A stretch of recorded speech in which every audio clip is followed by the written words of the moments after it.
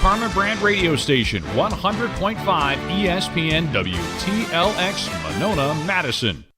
Broadcasting live from the Everlight Solar Studio, this is your Metro Kia of Madison Sports Center. Good morning, Madison. This is Owen Dimple with your Sports Center update, brought to you by Ho Chunk Gaming Madison, home of smoke-free slots and the highest payout percentage in the area. Ho Chunk Gaming Madison, more spins, more wins, more fun. The Milwaukee Brewers bounced back in a big way after their series opening loss to the San Francisco Giants with an 8-2 thrashing win last night. Logan Henderson dazzled yet again on the mound, pitching a line of 5 2/3 innings while allowing just 2 hits, 2 walks, no runs, and 7 strikeouts. Along with Henderson's tremendous outing, the Brewers lineup did what the Brewers lineup does best: score runs by stacking hits without the long ball. Bryce Terang, Jackson Chury, and Luis Lara each had multiple RBIs to lead the offensive surge. Today is the series finale out in San Francisco, as the Brewers will trot out Shane Drowan to go for a 4th straight series win. First pitch is scheduled for 2:45 p.m. with pregame coverage starting at 2:10 right here on 100.5 ESPN, Madison's home of the Brewers. And it's the first day of Packers training camp up in Green Bay today. Stay tuned for Packers training camp coverage all day long right here on 100.5 ESPN. Wilde and Tausch starts now.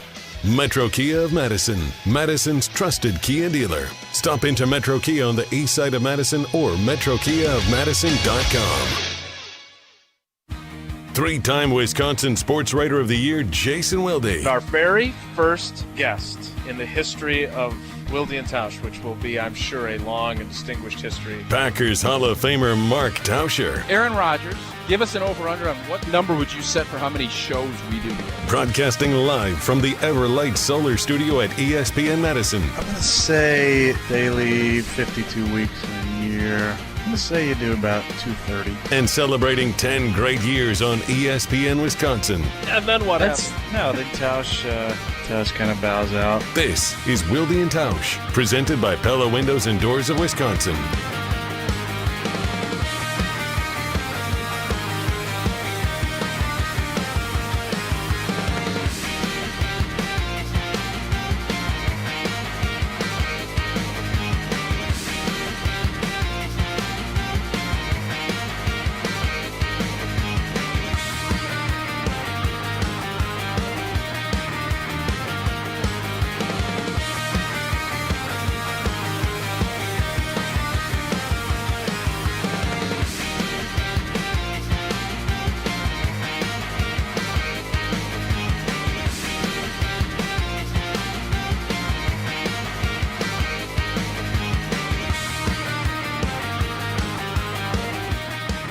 It is the Wednesday edition. The training camp is here. Hip hip hooray edition. The Jesse Nelson is here. Not in my office, though. He's at the Tundra Trio. You're not in my office. You're not in an office. Today, this is my office. And what an office it is, Jason. Picturesque with Lambeau Field in the background edition. And we will hear from Goody. We will hear from LaFleur. We will hear from Brian Bulaga. We will hear from Evan Cohen.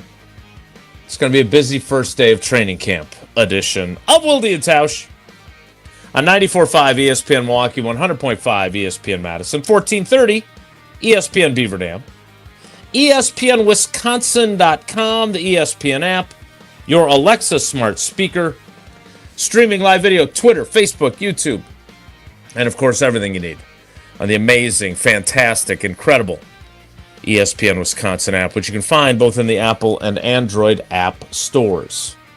I'm Jason Wilde in Green Bay. Jesse Nelson is in Green Bay at our Tundra Trio as our cousin sub of the day for Tausch. Cousin subs, we believe in better. Not entirely sure why he's here, but we're glad that he's here, I think. And our cousin sub of the day for Jesse in the Everlight Solar ESPN Madison studios is Owen Dimple. Owen, good morning. How are you, buddy? Good morning, guys. Jesse's taught you well to hit the horn to celebrate your own appearance on the program. I like it. I just got to keep the tradition going. Some good mentoring there. Jesse, what brings you to our fair city? Are you coming to practice, too, to stand right next to me as we do the show together? I would love to come document your day covering Packers training camp practice if you'd be willing to have me, or more importantly, if the Packers would be willing to have me. It is Packers training camp opening day, Jason. I don't know if you're aware of that. This is a huge day. Driving up here from Madison, I stopped over, got a bagel on my way into town this morning, drove around a little bit. You can tell there's a palpable excitement in the air. It feels like the first day of school. It feels like the first move-in day on a college campus. We've been doing this a number of years now where usually, when he's not on his summer sabbatical, Tausch is here for this too. But we get up here and we enjoy the opening day of Packers training camp. You're out and about at practice and at press conferences, and Dream Drive with American Family Insurance is opening right behind me as we speak. The kids are getting ready, the ribbon cutting, the bikes. This is an awesome day to be a Green Bay Packers fan because there's excitement in the air and everyone believes, justifiably, that the Packers may be starting a Super Bowl season of 2026 today. Do you believe they're starting a Super Bowl season? That is the expectation. No, that's not what I asked. Do you believe that in February we will be in, where is it, Las Vegas this year? Is that where the Super Bowl is? I hope so. I don't know. No, Los Angeles. Yeah, Los Disney, Angeles. ESPN, ABC. Yeah. That's right. Do you believe, as we sit here today, as the first practice kicks off at 10:30, Brian Gutekunst set to speak at 9:20 Central Daylight Time, Matt LaFleur at 9:50, do you believe that we will finish the year in Los Angeles with the Packers playing in the Super Bowl? Yes or no, not that is the expectation. No, I do not expect to be in the Super Bowl this year. But that doesn't mean that the Packers are not capable of reaching the Super Bowl this year. They are going into this season with the expectation and with the mentality that this is a team that is worthy of contending for a championship. When you have one of the highest paid and highest performing quarterbacks in the league, when you have the best defensive player in the league, when you have one of the best winningest coaches in the league, you expect to contend for a Super Bowl championship. That's been the expectation, thankfully for me, almost every year that I've been a conscious sports fan for the last 3 decades. And for many, younger, like Owen producing today, that's been the expectation for his entire life. So going into this season, just like many seasons before it, everyone's getting out to the practice field today. Those press conferences taking place here later this hour that you'll be there for with Goody and Matt LaFleur. Everyone is hoping, everyone is anticipating that going into this season, the common goal that everyone agrees on is contending for a division title and making a run at a Super Bowl in 2026, 2027. Yeah, there's no doubt that should be the hope and the goal and the expectation, whether or not they're good enough, whether or not they stay healthy enough. As Dorsey Levens, who we need to get on the show because Tausch referenced this a few times after he did the Tellurian charity golf outing up in the Dells.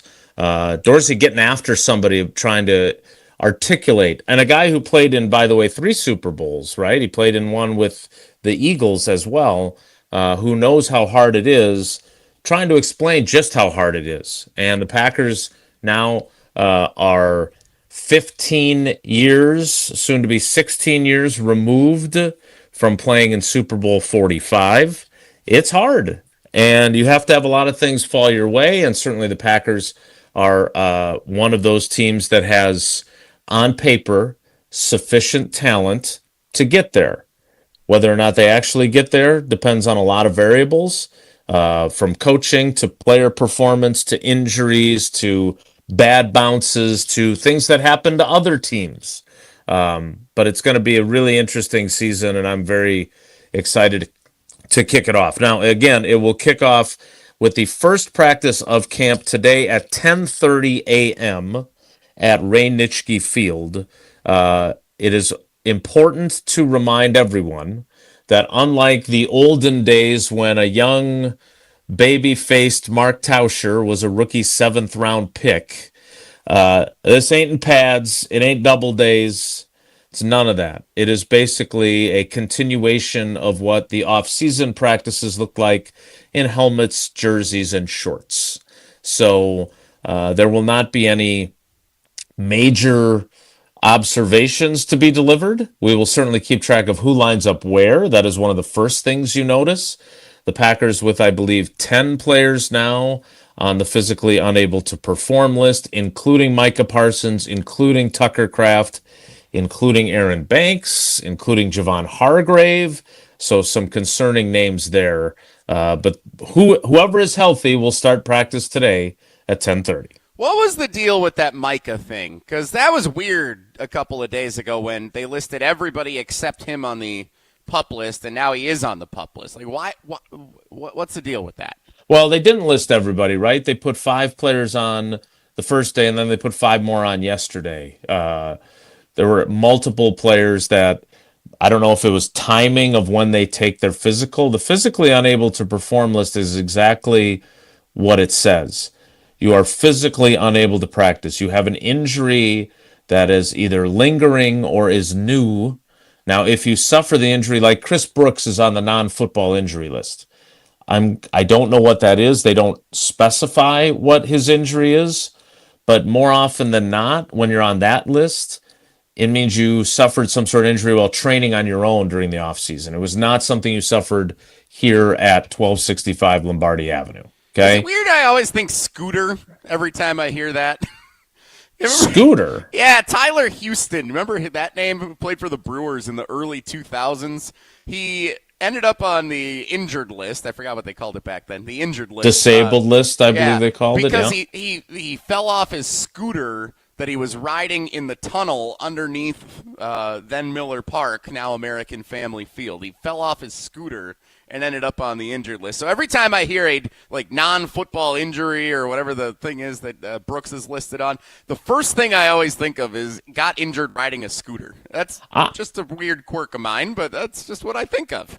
I always think of wasn't Jeff Kent, the old San Francisco Giants second baseman? Didn't he injure himself washing his truck or something? There's some story. Hall of Famer Jeff Kent. About a guy who did that. So yeah, Jonathan Lucroy dropped the suitcase in his locker. Remember that one? He got hurt. The salad tongs. There was a Matt Wise was a bullpen pitcher. Salad tongs got him. He was out for a couple of weeks.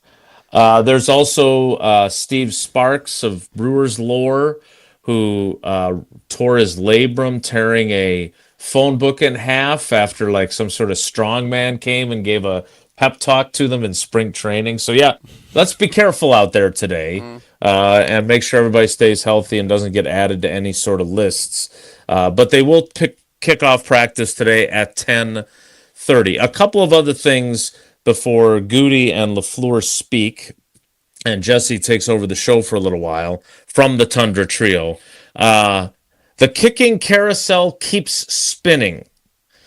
The Packers signing Lenny Craig, good old Lenny, who spent last year as the International Player Pathway Program player for the Atlanta Falcons on their practice squad. They cut Lucas Havrasik, so now the Packers have released both Brandon McManus and Lucas Havrasik, both of whom kicked for them in games that counted last year. And now it is Trey Smack versus German import Lenny Craig, who, by the way, is not the IPP player for the Packers. They also signed a tight end from Sydney, Australia, who is their IPP player for at least right now. I can't do Australian. That's good. So it's an interesting time in the kicking game. And look, there have been players who were rookies who kicked well. Mason Crosby, the team's all-time leading scorer. Ryan Longwell, who joined us several weeks ago. Remember, he was a rookie for a Super Bowl team. There's also rookies throughout history that have not performed well as kickers in the NFL as rookies. We will see what happens. But right now, Jesse, what they have done is made it so whoever their kicker is, based on the 2 that they have in camp, will have never kicked in an NFL regular season game. And you opened the show by saying that the Super Bowl expectation is what that is. If your expectation is Super Bowl, how prepared are you to be in a Super Bowl with a rookie kicker? We will find out, and we'll see how Goody addresses the kicking situation when he talks in a few minutes. But when you saw this come across your desk, what was your first thought? Exactly what you outlined just there. That, all right, it's Trey Smack's job. Like, no offense to Lenny. Lenny ain't going to be the kicker for the Green Bay Packers in 2026. They draft Trey Smack. It's going to be Trey Smack. He's going to be the kicker week 1 in Minnesota and beyond. So to me, that's one of the major questions now in training camp, because it would have been, is Haversick a legitimate candidate to still be the kicker this season, competing with Trey Smack? Obviously, that is not the case. Trey Smack is going to be the guy. So I don't, as a football fan, I'm going to ask Brian Bulaga when he joins in a little bit. I'm going to ask Tausch when he's back in a couple of weeks. And obviously, you've done this a long time. Like, I'll lean on you all for your expertise on what we can actually watch for and look to take away from some of these training camp practices, especially these first couple where they don't really do anything. But it's very easy for everybody that's going to be sitting across the street watching this practice today to be able to see if a ball goes through the uprights or not, and from how far that ball is being kicked.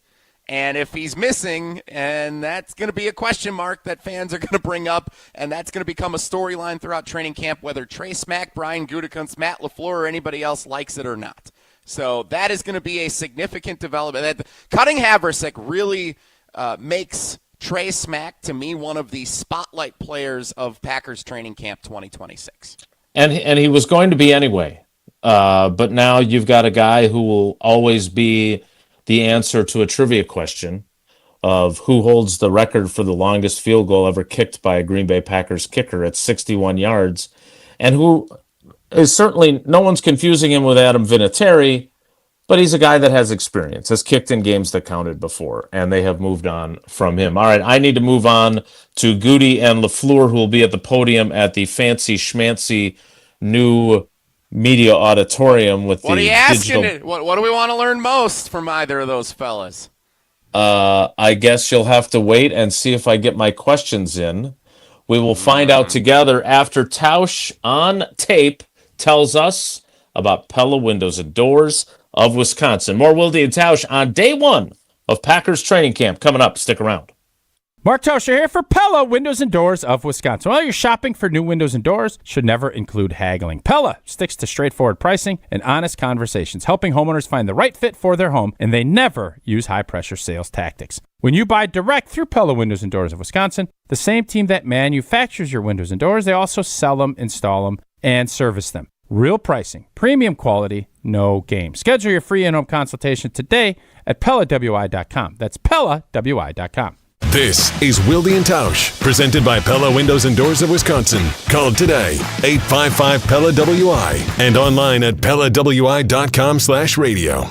Shopping for new windows and doors shouldn't feel like a negotiation. Pella Windows and Doors of Wisconsin doesn't believe in games. They never inflate pricing, and there's no high-pressure sales pitch. Just premium windows and doors built for long-term comfort, beauty, and peace of mind. Buy direct through Pella, and one trusted team handles everything with Pella certified installers every step of the way. Real pricing, premium quality, no games. Pella Windows and Doors of Wisconsin. Schedule your free in-home consultation today at PellaWI.com. Hey, it's Owen Dimple. Stay in the know on area high school sports and follow ESPN Madison on social media for Prep Mania on Deck, each week's preview for the top games and events. Prep Mania on Deck is brought to you by Zimbrick Honda, a proud supporter of high school sports in local communities. All day, every day, the Carbless Talk and Text line is open for you. 844-770-3776. The Carbless Talk and Text line. This is more.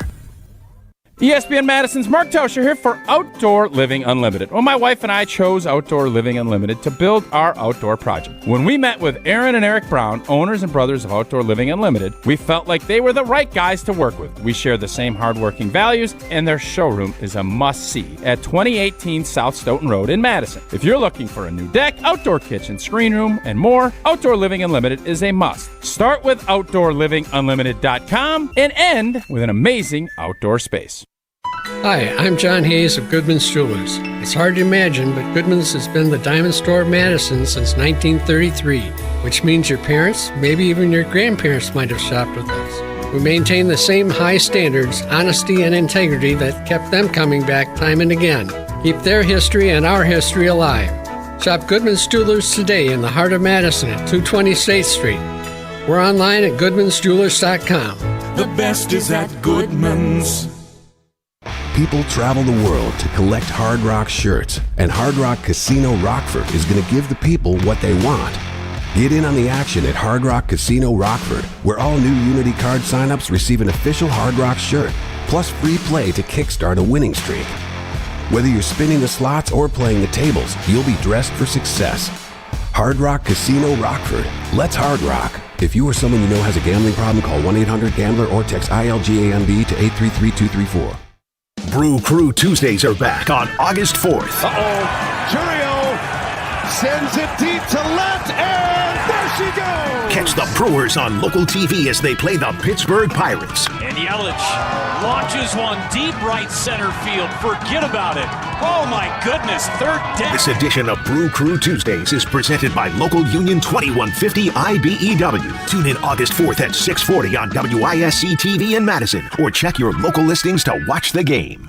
Bo here from Ridgetop Exteriors. Southern Wisconsin got hit hard with hail recently. If your home took a beating, now's the time to take action. We've been delivering top quality roofing, siding, and window services locally for over 23 years. With free damage assessments and insurance experts on staff, we've been your licensed, local, and trusted contractor since day one. Don't wait until small damage becomes a big problem. Turn to Ridgetop Exteriors today. RidgetopExteriors.com. That's RidgetopExteriors.com. Ridgetop Exteriors. Looking to take your baseball game to the next level? If you're a top player in your league, the GRB Rays are ready for you. They're Wisconsin's leader in player development and advancement, with over 425 college commitments, 27 draft picks, and 4 big leaguers, including the National League Rookie of the Year. Train in one of the Midwest elite facilities and elevate your game. GRB Rays tryouts are here, but spots are filling up quickly. Sign up now at grbrays.com. That's grbrays.com. The NFL is back. Lamar Jackson and Matt LaFleur, you could put in the same category. Both of those guys are only going to be judged on how they do in the playoffs. Tune in for your green and gold coverage all Packers season right here on 100.5 ESPN.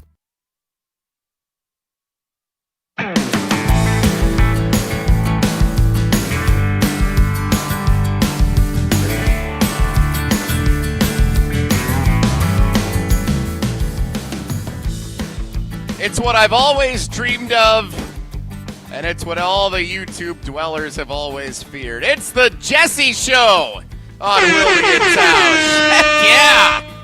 Jason Wilde in attendance at Brian Gutekunst and Matt LaFleur's season opening press conferences. I guess that's what those are here this morning right over there.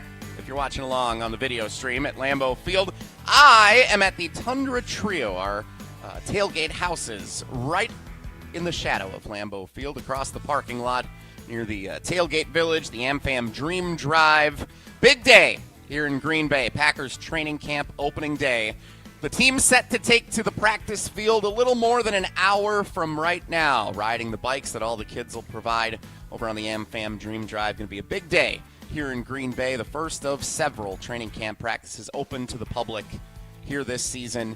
We'll hear Jason Wilde's questions for Brian Gutekunst and for Matt LaFleur to open up this season, and then he will share his insights and observations from across the street over there, I'm pointing to now, near the Don Hudson Center, Ray Nitschke Field, where Packers training camp practice number 1 on a beautiful sunshiny day out here in Green Bay is set to take place here in just a little bit. Don't worry, it's not just going to be the Jesse Show for much longer. I promise. We did this intentionally. Brian Bulaga, scheduled to appear coming up next. He'll share his insights. I'm really curious what his first training camp experiences were like as a member of the Green Bay Packers, especially teams knowing that they had a chance to go win a Super Bowl. If you're a veteran player, if you're a rookie player, if you're an experienced player returning, what's the mentality like? I'll ask that of Brian Bulaga and a lot more, of course, on the offensive line, as he is scheduled to appear coming up next. And then immediately after Brian Bulaga, Evan Cohen of Unsportsmanlike on ESPN Radio. If you're a fan of the television, maybe you saw him on First Take. He's been hosting First Take a bunch lately during the Stephen A. Smith summer sabbatical season.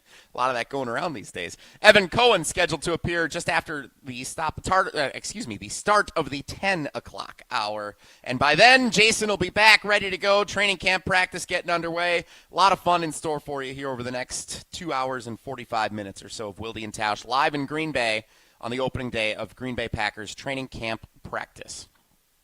I have a tradition that I started my first year working here at ESPN Madison, and I don't think anybody else knows about it. It is my 3 training camp questions that I always share on the opening day of Packers training camp. I usually do it when Jason and Tausch are in a spot like this where they are not on the program on this day, and that's exactly what I'm going to do today. Jason already has addressed one of my big questions heading into this training camp for the Green Bay Packers, because here's the thing. There's questions about the offensive line. There's questions about corner. There's questions about the health of Micah Parsons, Tucker Kraft, wide receivers. How's that going to look this year? But not all of that can be answered in the next month leading up to the start of the season. What I try to identify when I share these questions are questions that we can actually learn answers to at the 13 training camp practices that are open to the public, plus family night and the preseason games. So here we go. My 3 training camp questions for the Green Bay Packers as we kick off the 2026 season. Thanks for the special music, Owen. I see you got in early today to get that ready for me here. Question number 1, Jason already talked about it. Is the ball getting smacked between the goalposts? Haversick's out. McManus out. Lenny ain't getting the job. This is all Trey Smack, the rookie that Brian Gutekunst selected in the NFL draft, traded up for Trey Smack back in April. He's going to be the guy. We will be able to know in the next month if Trey Smack is good at kicking a football through the uprights. We will be able to see that at practice.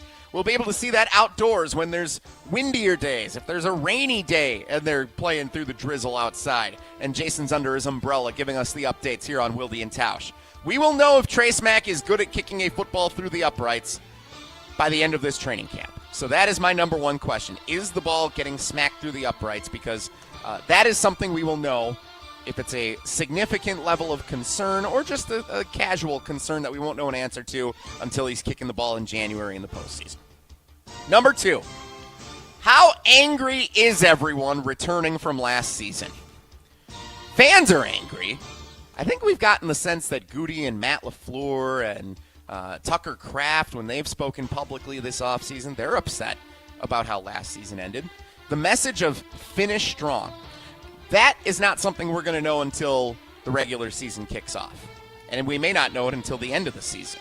What we will know when the players are meeting with Jason and Rob Domofsky and the other members of the media, whether it's before practices, after practices, all throughout the next month, we will get a sense of how angry this team is after last season. I, for one, want to hear angry Packers heading into 2026. We've heard, going back to that post-game after the game at Soldier Field in January in the wild card round of the playoffs, we've heard how angry the fans are.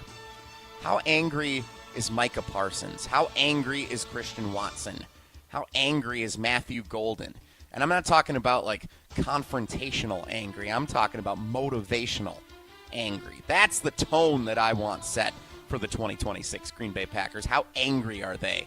What are we going to hear from them over the span of the next month when they're meeting with the media, getting ready for this 2026 season? And then lastly, Gannon Ball. How is the defense adjusting to its new coordinator? Again, we won't see the results until the games are being played for real in September, and even realistically, we'll have a better assessment of that in October, November as the season goes on.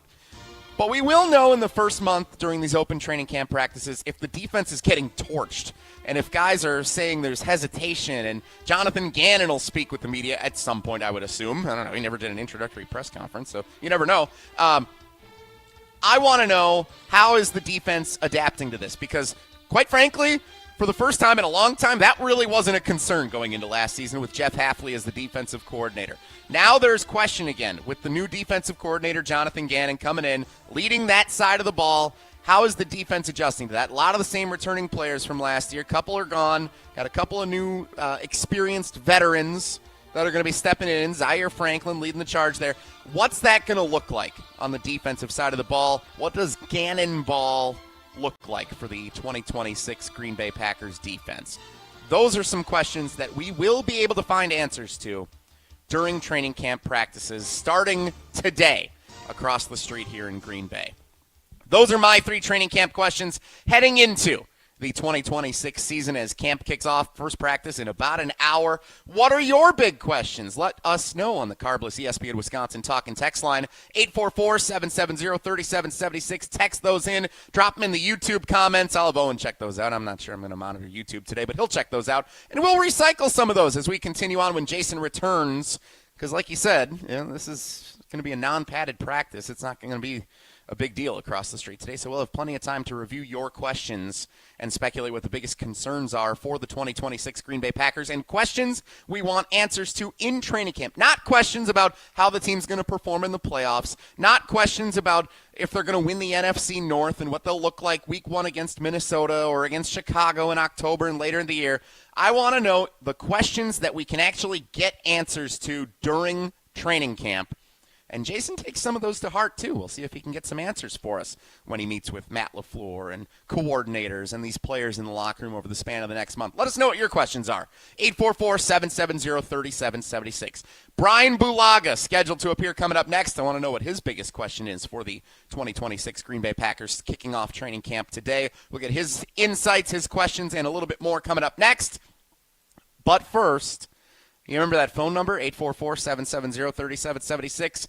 You're going to want to know that right now if you and a guest want to head to the Wisconsin State Fair. That's right. Summer's biggest tradition is back. The Wisconsin State Fair returning August 6th through the 16th with 11 days of family fun. Enjoy legendary cream puffs. Everybody loves those cream puffs. Can't miss fair foods, live music, thrilling rides in Spin City, amazing animal exhibits, shopping, entertainment around every corner. Whether you're craving a classic corn dog or this year's newest food creations, deep fried something's going to be there. You know it. There's something for everyone at the Wisconsin State Fair. Get your tickets today. Start planning your visit at wistatefair.com or be caller number 8 right now at 844-770-3776. You and a guest, 2 tickets to the Wisconsin State Fair here in 2026. Caller number 8 right now, 844-770-3776. We'll see you at the Wisconsin State Fair. And we'll see Brian Bulaga, scheduled to appear coming up next.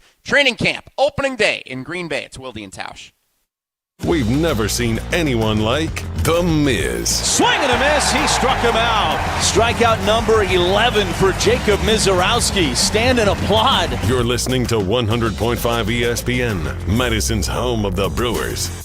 Mark Tauscher here, and whether you're chilling in the stands, cheering on your favorite baseball team in the summer, or keeping those mountains blue in the bleachers as the snow flies at a football game this winter, there's nothing better than watching your favorite team while enjoying an ice-cold Coors Light. Coors Light is brewed with a 3-step cold process, cold lagered, cold filtered, and cold packaged, so it's actually made to chill. The mountains on Coors Light's cold-activated bottles and cans turn blue, so when you know it's chilled to perfection, which, besides the cold, refreshing taste, it's my favorite thing about drinking Coors Light. Refreshingly cold and only 102 calories, Coors Light is made to chill. Celebrate responsibly. Coors Brewing Company, Golden, Colorado. Hey, it's Rich Eisen. Catch the Rich Eisen Show weekdays, noon to 2 after Wilde and Tausch, right here on 100.5 ESPN. Bringing summer gatherings to the next level is just another thing we do at Celebrations Entertainment. Hi, it's Jeffrey. With rental items like sound equipment, photo booths, and even yard games, you can make your event the party that everyone talks about. Any event like graduation parties, block parties, or even a backyard barbecue can be elevated with fun, interactive items to make everyone ask, hey, how'd you pull this off? Just tell them celebrationsentertainment.com. That's celebrationsentertainment.com.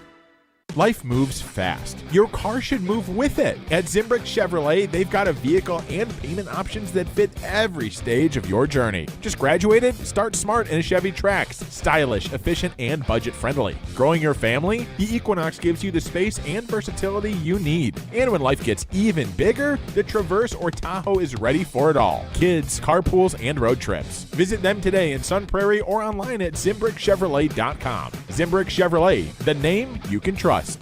Mark Tausch here. People ask, why did I join UW Credit Union? Well, let's break it down. Convenient local branches, easy to use mobile banking app, rewards checking with early payday, and that beautiful Bucky debit card. Also, they've been serving Wisconsin since 1931, which means they have local expertise that's actually local. So stop by a branch or visit uwcu.org to join today and become a UW Credit Union member like I did. Federally insured by NCUA. Terms and conditions apply. The Exteriors Company, built for Wisconsin, backed by expertise. From our family to yours, roofing, windows, siding, gutters, and doors. Your solution-based company, community strong, and service that will please. Get a free estimate today. The Exteriors Company, built for Wisconsin, backed by expertise. Looking to take your baseball game to the next level this offseason? GRB Ray's Youth Fall Baseball is built for player development, giving athletes the reps they need to improve. With 2 practices each week and games on Sundays, players stay sharp and keep growing all fall long. And more importantly, the opportunity to elevate their skills when it matters most. Don't just maintain, get better. Register for this fall now at raise.grbacademy.com. That's raise.grbacademy.com.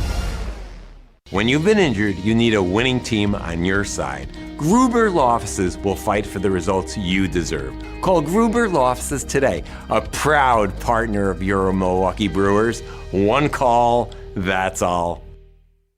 Mark Tausch here for Buckin' Honeys. Summer in Wisconsin is too good to spend indoors. And whether you're meeting the crew after work, grabbing dinner before the game, or just looking for a great patio spot, Buckin' Honeys has you covered. Their spacious patios are the perfect place to enjoy award-winning dishes, craft cocktails, and an easygoing atmosphere. Visit their locations in Sun Prairie, Monona, Wanakee, or Mount Horeb. Grab your people, find a spot on the patio, and make the most of summer at Buckin' Honeys. We'll see you there. Is this the turning point for Luke Fickell? We want to be a tough, nasty, and disciplined football team. And the ones that want to be about that are the ones that are here. Find Fickell's full interview with Wilde and Tausch, available on the ESPN Wisconsin app.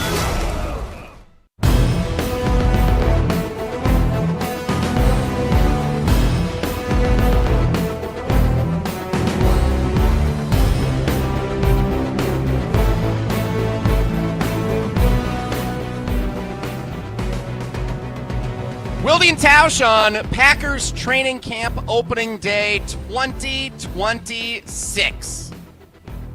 Exciting day. Jason Wilde in attendance right now over there at Lambeau Field. Matt LaFleur, Brian Gutekunst meeting with the media before practice. Chickens. Should do it after practice. Tell us what they saw from day one out on the training camp field. Mark Tauscher's on his summer sabbatical. I'm Jesse Nelson, normally the producer of the show. Today I'm the cousin sub of the day here, live in Green Bay in the shadows of Lambeau Field. Lambeau's there, Ray Nitschke Field's over there, Don Hudson Center across the street. We are ready for Packers Training Camp 2026. Who better to break it down than this guy? Certainly better than me at breaking it down. Joining us on the Yuengling Guest Hotline. Yuengling, the oldest brewery in America, now officially in Wisconsin. DG Yuengling and Son, Pottsville, PA. Enjoy responsibly. It's my friend Brian Bulaga on Wilde and Tausch. Blue, happy training camp opening day to you, sir.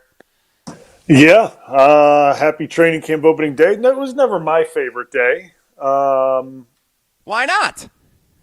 I mean, ask a guy who loves training camp that played, and you're not going to get too many guys that say, oh, yeah, I loved it. Okay, wait a minute. So you're telling me, and I understand, as you get to become a grizzly old veteran, you're like, oh, we got to get back at this again. Just get me to September 13th. Get me to kickoff of the season. But when you're a rookie or a young player and you're stepping into that locker room and onto that practice field in front of these die-hard fans who took a Wednesday off of work to come watch you out here, the kids with the bikes on the AmFam Dream Drive here across the parking lot. You're telling me there's not a palpable excitement in the air for a lot of the players that are getting out on the practice field today? There's got to be at least some level of excitement for those players. I think as young guys, I think it's a mix between some excitement and anxiousness, nervousness, a little anxiety. It's the start of their journey, and unfortunately, I know this is a Debbie Downer.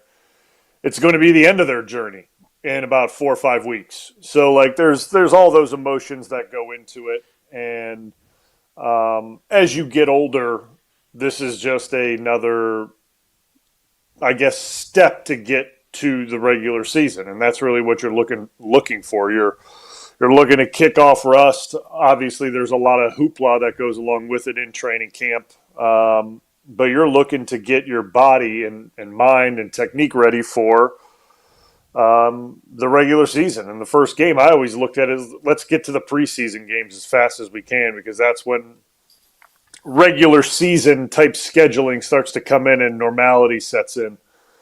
These first few weeks are what they call the dog days of camp, and if someone likes that, that's really good for them. I applaud them, and but I also think a part of them would be lying as well. So I don't know if I'd believe them 100%. All right, Buzzkill Bulaga joining us on the Yingling guest hotline today. Way to kill the vibe, Blue. This is Jason and Tausch and I. Yeah. You want honesty, or do you want me to lie? You want me to lie about it, or? I like you shooting straight. That's what we love about you. But Tausch and I and Jason, we've all been coming up here doing the show here. The show's been going 10 years. We've been doing this since I've been part of the show, which was 8 years ago, coming up here for training camp opening day and celebrating the AmFam Dream Drive and everybody which is a great thing. Field. Yeah, it's amazing. It's awesome what the kids are doing. I agree. What AmFam does. I agree with that. I'd never said anything about that. But Tausch has made the first day of school comparison a bunch of times. Jason, obviously, he's excited about a day like today's. Talking to Brian Gutekunst and Matt LaFleur right now with other members of the media in that brand spanking new auditorium over there at Lambeau Field. They're finally breaking that thing in. It's an exciting day because if this is a Super Bowl caliber team heading into the 2026 season today, not OTAs back in May, not the draft in April. This is the first day, the first step at what could be the championship season of 2026 for the Green Bay Packers. Of course. Yeah, there's different ways to look at it from different perspectives, right? I think that's the way I see it. I think from a player standpoint, depending on, like you mentioned, where you are in your career, right? If you're a guy that's in year 6, 7, 8 in your career, training camp's training camp. It's not like you've experienced one, you've experienced another one. It's not like there's a bunch to be excited about. The excitement more picks up when you're edging closer to the start of the regular season. For me, that was always once family night got done and over with, that's when I knew we were going into what we looked at more as a in-season game prep, regular season mentality. And that's when, for me, the excitement normally picked up. It was, okay, we're done with the training camp, portion of this thing. And now we're going into real life mode, which is getting ready for a season and getting ready for your week 1 opponent and things like that. The mentality would shift a little bit.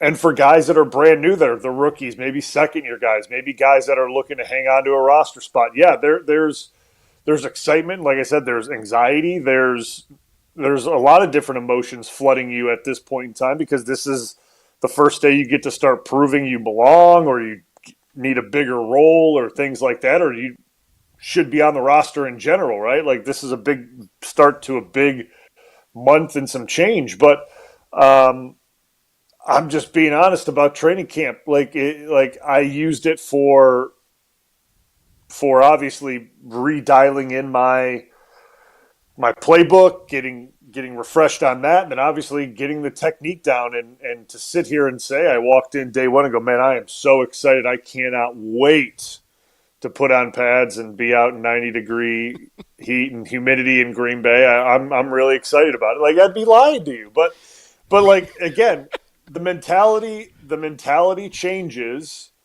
for me, always when we got past family night. When we got past family night, to me, it felt real. Like, okay, the season is really upon us now. Like, we're going to start getting ready for week one. The first couple weeks, you're getting guys in football condition. You're kind of, it's kind of a jockeying of like who's rising to like, you know, if there's position battles, those are kind of getting sorted out in the first few weeks and things like that.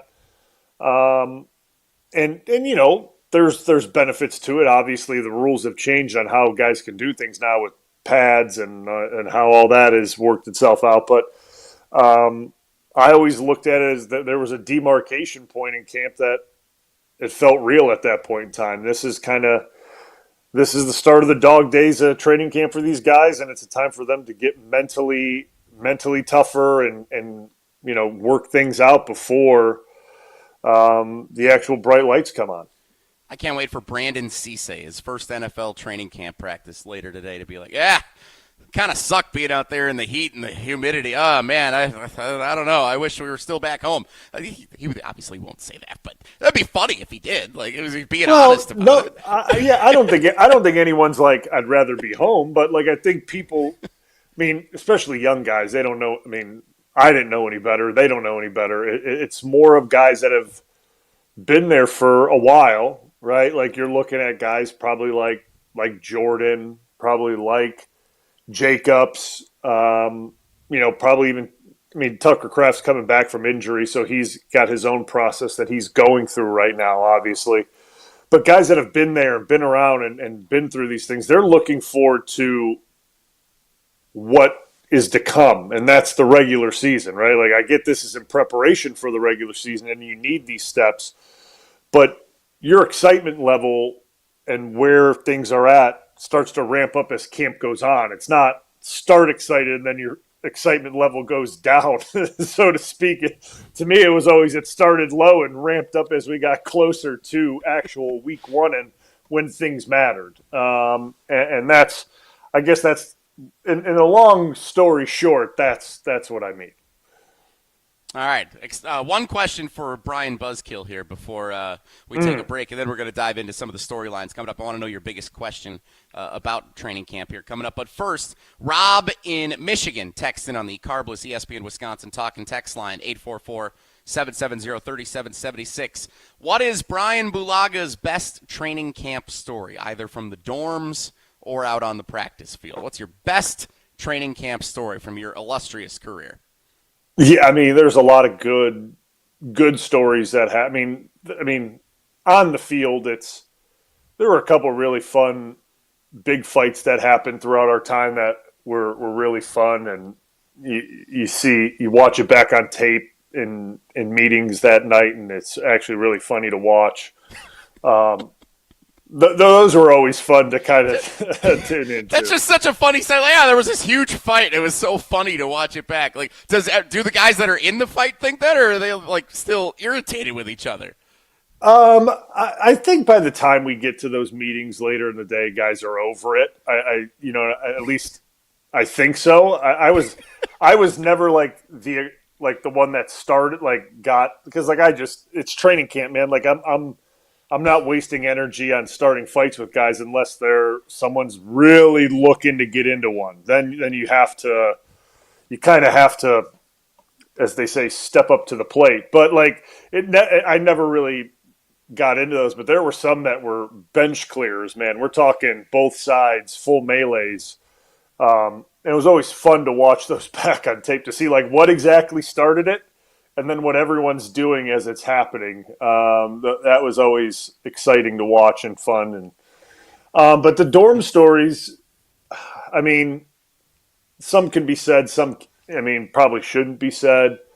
I know for a fact that towards the end of our time in the dorms, right, every year, Aaron and the veteran guys, they'd go crazy on the pranks and things like that. And I remember as a young guy just literally not being able to sleep that night because they'd get keys to guys' rooms and you would just have to be on full alert all night and just I just need this night to be over with because I know if I fall asleep too early, I'm going to get got. And guys got bad. I mean, really bad. So, like, I just remember my first, 2 years, I would, that last night in the dorms, I'd sit out in the common area because I'm not going to wait for these guys to go to bed so that I'm not getting messed with, because I saw some of the things that happened my rookie year, and I'm like, oh my gosh, dude, cannot happen. I'll respect the privacy, and I won't ask what some of the things were that happened. What I would like to know is who was Rodgers' primary cohort. If Rodgers was sneaking in everybody's dorm rooms, who was he recruiting as one of his goons to go with? Was it Jordy, Randall?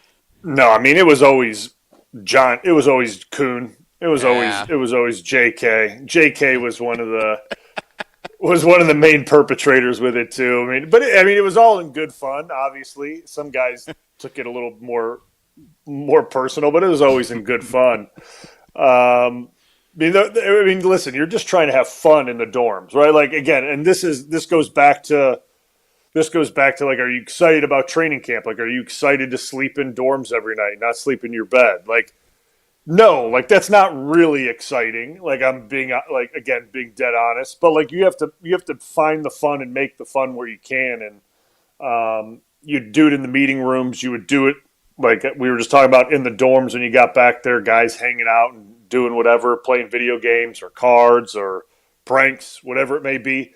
You have to find that fun in training camp to get your mind off of football, because there's so much football and there's so much information and it's such a mental toll. Then you got to find your fun elsewhere and kind of find some place to take your brain away from the game. And that was always part of it for me, was in the meeting room when we weren't grinding over tape, or it was back at the dorms when you could just kind of hang out and talk about how bad the day sucked and go from there. Brian Bulaga joining on the Yingling Guest Hotline on Packers training camp opening day here in Green Bay. Jason Wilde in attendance right now at Brian Gutekunst and Matt LaFleur's respective press conferences before the team heads over to the practice field. The players going to be hopping on the bikes on the American Family Insurance Dream Drive. That's ready to open up here any minute with the ribbon-cutting ceremony. As we head to break, let's hear from Mark Tauscher telling us about American Family Insurance. Stick around. Packers training camp opening day on Wilde and Tausch.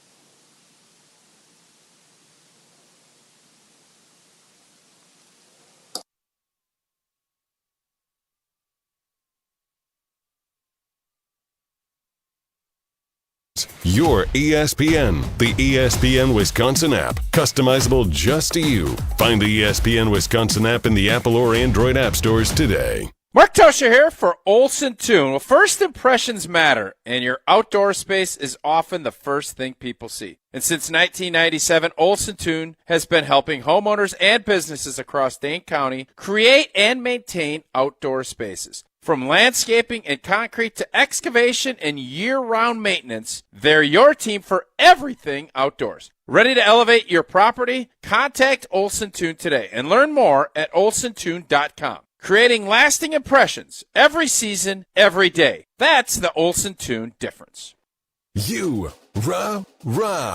Pella Windows and Doors of Wisconsin present your Badger Minute. This Badger Minute is brought to you by your Badgerland Chevy dealers, proud supporters of Badger Athletics. Go to BadgerlandChevy.com. Wisconsin football officially released their 2026 roster Monday morning, and while you'll certainly recognize names like Mason Posa and Cooper Catalano, head coach Luke Fickell believes number 2 in the secondary, Javen Robinson, is a guy fans will want to keep an eye on this season. J-Rob, who is a guy that has just, I don't want to say exceeded all expectations. I thought he was a good player, a really good player on film, but I think that his ability to grow a little bit and get a little bit bigger and a little bit stronger is probably the fastest guy on the team, with a really good head on his shoulders and a guy that's been a really good leader for us. Pella Windows and Doors of Wisconsin doesn't play games, just straightforward pricing, premium quality, and trusted Pella certified installation. Visit PellaWI.com today. Brian Butch here. From high school American to Division I and the pros, I've learned confidence starts with what you wear. Right now through August 2nd, get 50% off all Iron Jock large logo hoodies and tees with code BUTCH 50. Iron Jock gear features moisture-wicking fabric, 4-way stretch, anti-static performance, and silver ion technology that helps fight odor-causing bacteria. Built for performance, built to last, built in Wisconsin. Shop now at ironjock.com. The best summer moments aren't always planned, and that's why Carbless is made for whatever's next. Delivering bold flavor in a convenient canned cocktail, Carbless is ready to go wherever summer takes you. With 0 carbs, 0 sugar, and only 100 calories, it fits seamlessly into your lifestyle so that you can enjoy every summer moment with Bliss. And while you're making the most of the season, try the limited-time Americana Backyard Bliss Variety Pack or the Lemon Iced Tea 4-pack before they're gone. Carbless, bold flavor in every sip. Find your Bliss near you at drinkcarbless.com. Dealing with storm damage? That's never fun. That's why homeowners are turning to Everlight Solar for roofing and exterior repairs done right. They handle the entire process, from insurance claims to fixing your roof with one trusted team. Less stress, faster solutions, and a home that stays protected from the elements. If your roof took a hit, Everlight's got you covered. Visit everlightroofing.com to get started today. That's everlightroofing.com. Everlight, a proud partner of Wisconsin Athletics. Your Honda gets you everywhere. When it needs service, you need Zimbrick Honda service. Their customer service is second to none, and you can experience it for yourself at 2 convenient Madison service locations on Fish Hatchery Road and Grand Canyon Drive. From simple maintenance to expert repairs, Honda certified technicians handle it all. Stop in for an express oil change at Fish Hatchery Road on Saturdays. No appointment necessary. Part of the Madison community since 1973. Shop local. Shop Zimbrick Honda. What life events have you experienced over the past couple of years? Well, maybe one is coming up. The sale of a company, death, divorce, a health crisis, or helping to pay for college or a wedding. Well, Annex Wealth Management has assisted clients with life events, but planning for them can make all the difference. Knowing what you own, why you own it, and how much you're paying for it is a big part of smart financial planning. Annex has an entire in-house team that works together so you can make informed decisions when life events come up. Click Get Started at annexwealth.com. Wilde and Tausch on 100.5 ESPN is brought to you by Everlight Solar. Save money, save the planet. Everlight Solar.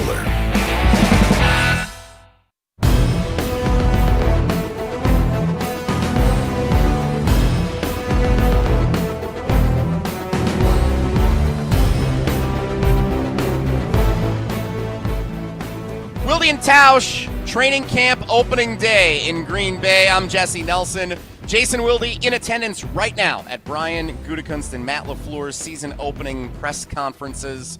Jason will give us a full recap when he returns to the show in a little bit from the sidelines of Packers training camp practice number 1 across the street at Ray Nitschke Field.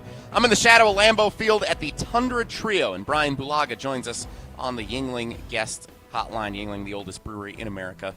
Pottsville, PA. Enjoy responsibly. All right, Blue, I shared before you came on my 3 big training camp questions heading into the next month or so here. And what I specify when I share these every year is I don't ask questions that I want to know the answers to in January. I ask questions that I want to know the answers to before kickoff of the regular season on September 13th. Okay.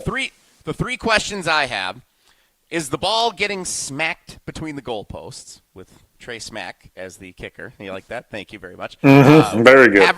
Haversick got cut the other day. McManus is obviously gone. Like, it's going to be Trey Smack. We're going to know in the next month if he's able to kick the ball through the uprights consistently or not. That's something we will know definitively from watching public practices over the next month. Number 2, how angry is everyone returning from last year's team? I want angry motivation for this team coming off that playoff loss to the Bears, not winning the division more recently than every other team in the NFC North. Like, you can tell there's a little bit of an edge. LaFleur, Goody, everybody's talked about finishing this year. I think we'll be able to tell what the motivation is from what the players are saying, what some of the coaches are saying here over the next month in training camp, what the motivation is and how angry they are after last season. And then I want to know what Jonathan Gannon's defense looks like. Are they getting torched in practice every day, even in these little like 7-on-7s or whatever it might be? If the defense is struggling adjusting to the new defensive coordinator, that could be a glimpse of what's to come in the regular season. So those are my 3 questions. What is your biggest question that we can answer in the next month at Packers training camp? That's a great That's a great question. And I think my question is, who's the starting five for the offensive line going to be? With Banks now starting on PUP, which with an injury that I wasn't aware that he had one. I knew that they rested him during, the mini camp, but I wasn't aware that he was going into training camp 2 months later still injured. So that makes me kind of question what's going on with that group. Now, again, I know we've had a lot of questions about it, and maybe Jason's going to get some more answers today.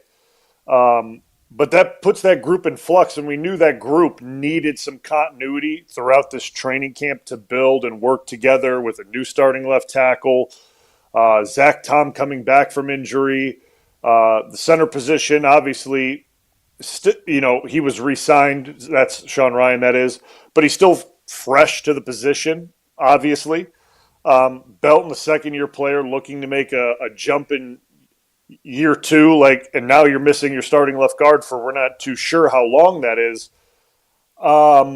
What's this group going to look like, and who's going to be where, and who's taking reps where, and how is continuity going to build before we get to week one? I mean, that was I normally don't put much stock into the PUP list to start the season. There's guys on there obviously that you expect to be on there, and Banks was not one that I expected to be on there, and simply because there's been a lot of time since minicamp that he missed by medical whatever reasoning that was, that injury is not healed or something is wrong that has happened between then and now. So that's my biggest question. What's this group going to look like come week one, and how much time have they even got to work together to be ready for week one? I think that's a great question. I had a feeling you were going to go offensive line with your question based on – and by the way, what you said last week with Tausch and I, and Tausch supplementing what you said about all five players, whoever's going to be that starting offensive line, they all need to improve pretty vastly from what they showed last year. That resonated really strongly with me. That's one of my biggest concerns heading into this season as a whole.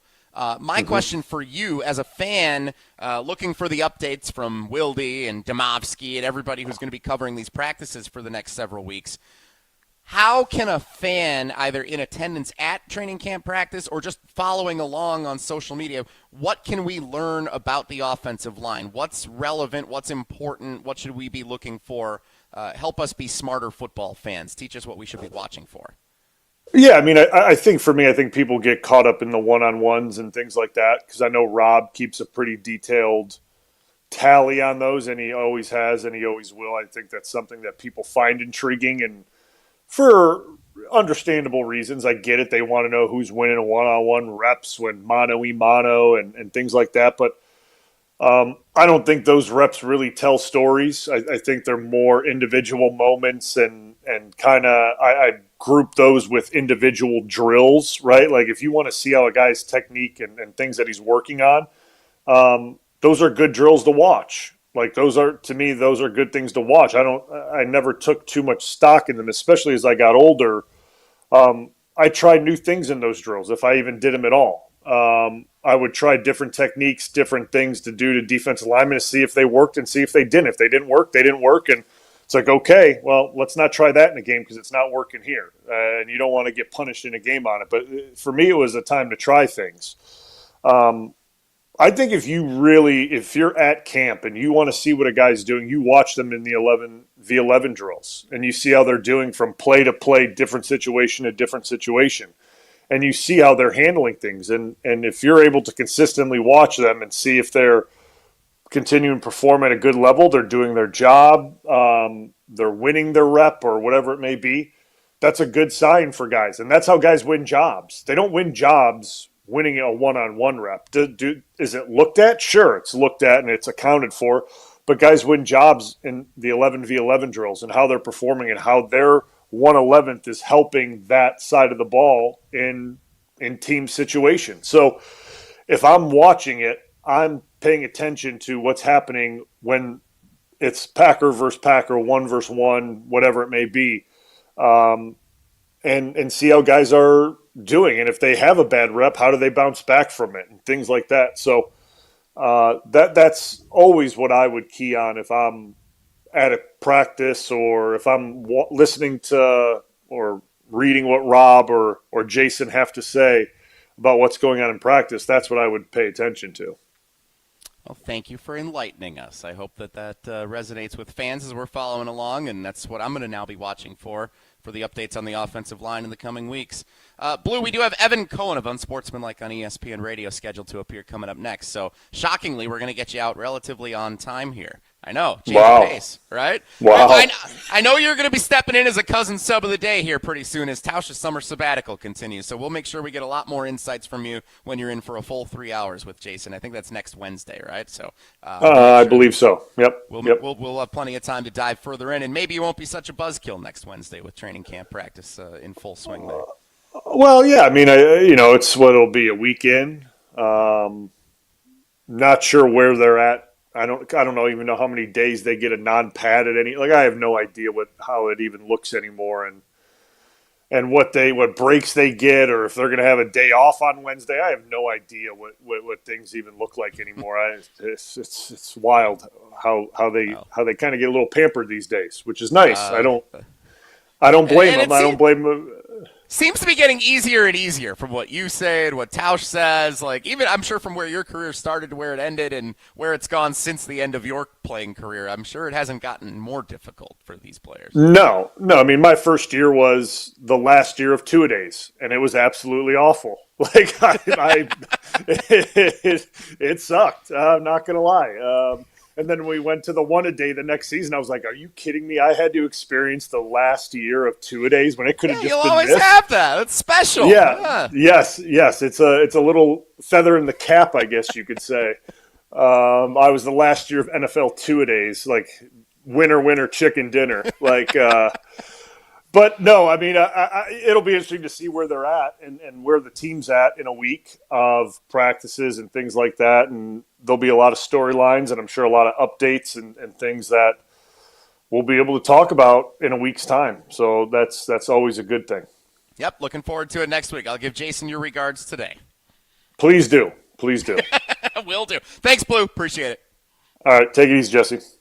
Brian Bulaga joining us on the Yingling Guest Hotline here on Packers Training Camp Opening Day 2026. Jason's wrapping up at the press conferences. Evan Cohen of Unsportsmanlike and First Take, he's been hosting a bunch lately. He has said some compelling things in recent days about the Green Bay Packers. You're not going to like them, and I'll ask him to elaborate further on them coming up. That's to kick off the 10 o'clock hour. As we head to break, Dream Drive opening right behind me, the ribbon cutting taking place with the kids and the bikes and all the fun stuff going on with American Family Insurance right now. As we head to break here, let's hear Mark Tauscher talking about American Family Insurance. Then Evan Cohen coming up next on Wilde and Tausch. Sundays at Lambeau just got even better thanks to American Family Insurance. Enter the Dream Weekend Sweepstakes for your chance at the ultimate Packers game day experience. Winners score tickets to the November 15th game, a pregame tailgate in Titletown, a signed Jordan Love jersey, historical Packer tours, swag, and more. Your dream weekend is waiting. Don't miss it. No purchase is necessary. Enter by 11:59 Central Time on October 14th of 2026. See official rules and enter at amfam.com/Packers. Don't go anywhere. Another hour of Wilde and Tausch, presented by Pella Windows and Doors of Wisconsin, is coming up next on ESPN Wisconsin and the ESPN Wisconsin app. Mark Tauscher here for Pizza Hut. I've been telling you for a while now how much I've loved Pizza Hut going back to the days when I was a kid participating in their legendary Book It program. Well, how's this for a throwback? Introducing Pizza Hut's Throwback Value Menu. Features their iconic personal pan pizza, just $3. And a medium one-topping original stuffed crust pizza for just $10. You asked for it, so they delivered. It's the Throwback Value Menu from Pizza Hut. Order on the Pizza Hut app or at pizzahut.com. Pizza Hut. No one out-pizzas the Hut. This is Monte Ball. Monte steps to the right, dashes, reaches, touchdown. You listen to 100.5 ESPN WTLX Monona, Madison. Broadcasting live from the Everlight Solar Studio, this is your Metro Kia of Madison Sports Center. Good morning, Madison. This is Owen Dimple with your Sports Center update. brought to you by Goodman's Jewelers, the diamond store of Madison for generations. Check them out at 220 State Street and online at goodmansjewelers.com. The Milwaukee Brewers bounced back in a big way after their series opening loss to the San Francisco Giants with an 8-2 thrashing win last night. Logan Henderson dazzled yet again on the mound, pitching a line of 5 2/3 innings while allowing just 2 hits, 2 walks, no runs, and 7 strikeouts. Along with Henderson's tremendous outing, the Brewers lineup did what the Brewers lineup does best, scoring runs by stacking hits without the long ball. Bryce Terang, Jackson Churio, and Luis Lara each had multiple RBIs to lead the offensive surge. Today is the series finale out in San Francisco as the Brewers will trot out Shane Drowan to go for a 4th straight series win. First pitch is scheduled for 2:45 p.m. with pregame coverage starting at 2:10 right here on 100.5 ESPN, Madison's home of the Brewers. And it's the first day of Packers training camp up in Green Bay today. Stay tuned for Packers training camp coverage all day long right here on 100.5 ESPN. Second hour of Wilde and Tausch starts next. Metro Kia of Madison, Madison's trusted Kia dealer. Stop into Metro Kia on the east side of Madison or metrokiaofmadison.com. 3-time Wisconsin Sports Writer of the Year, Jason Wilde. Time now for headlines as we predict what will happen on Sunday as the Packers take on the Vikings at Lambeau Field. Packers Hall of Famer Mark Tauscher. I'm going to do something crazy. Broadcasting live from the Everlight Solar Studio at ESPN Madison. I'm going to say kissing cousins, Pack Bikes tie. And celebrating 10 great years on ESPN Wisconsin. He missed it again! And will end this crazy game in a tie. Oh my goodness. This is Wilde and Tausch, presented by Pella Windows and Doors of Wisconsin.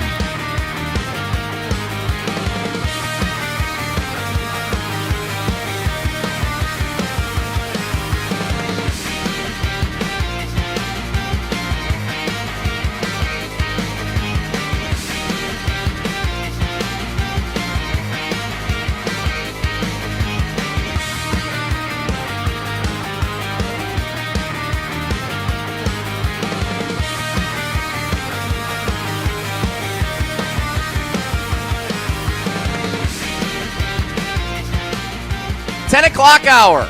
Wilde and Tausch. Packers training camp opening day 2026.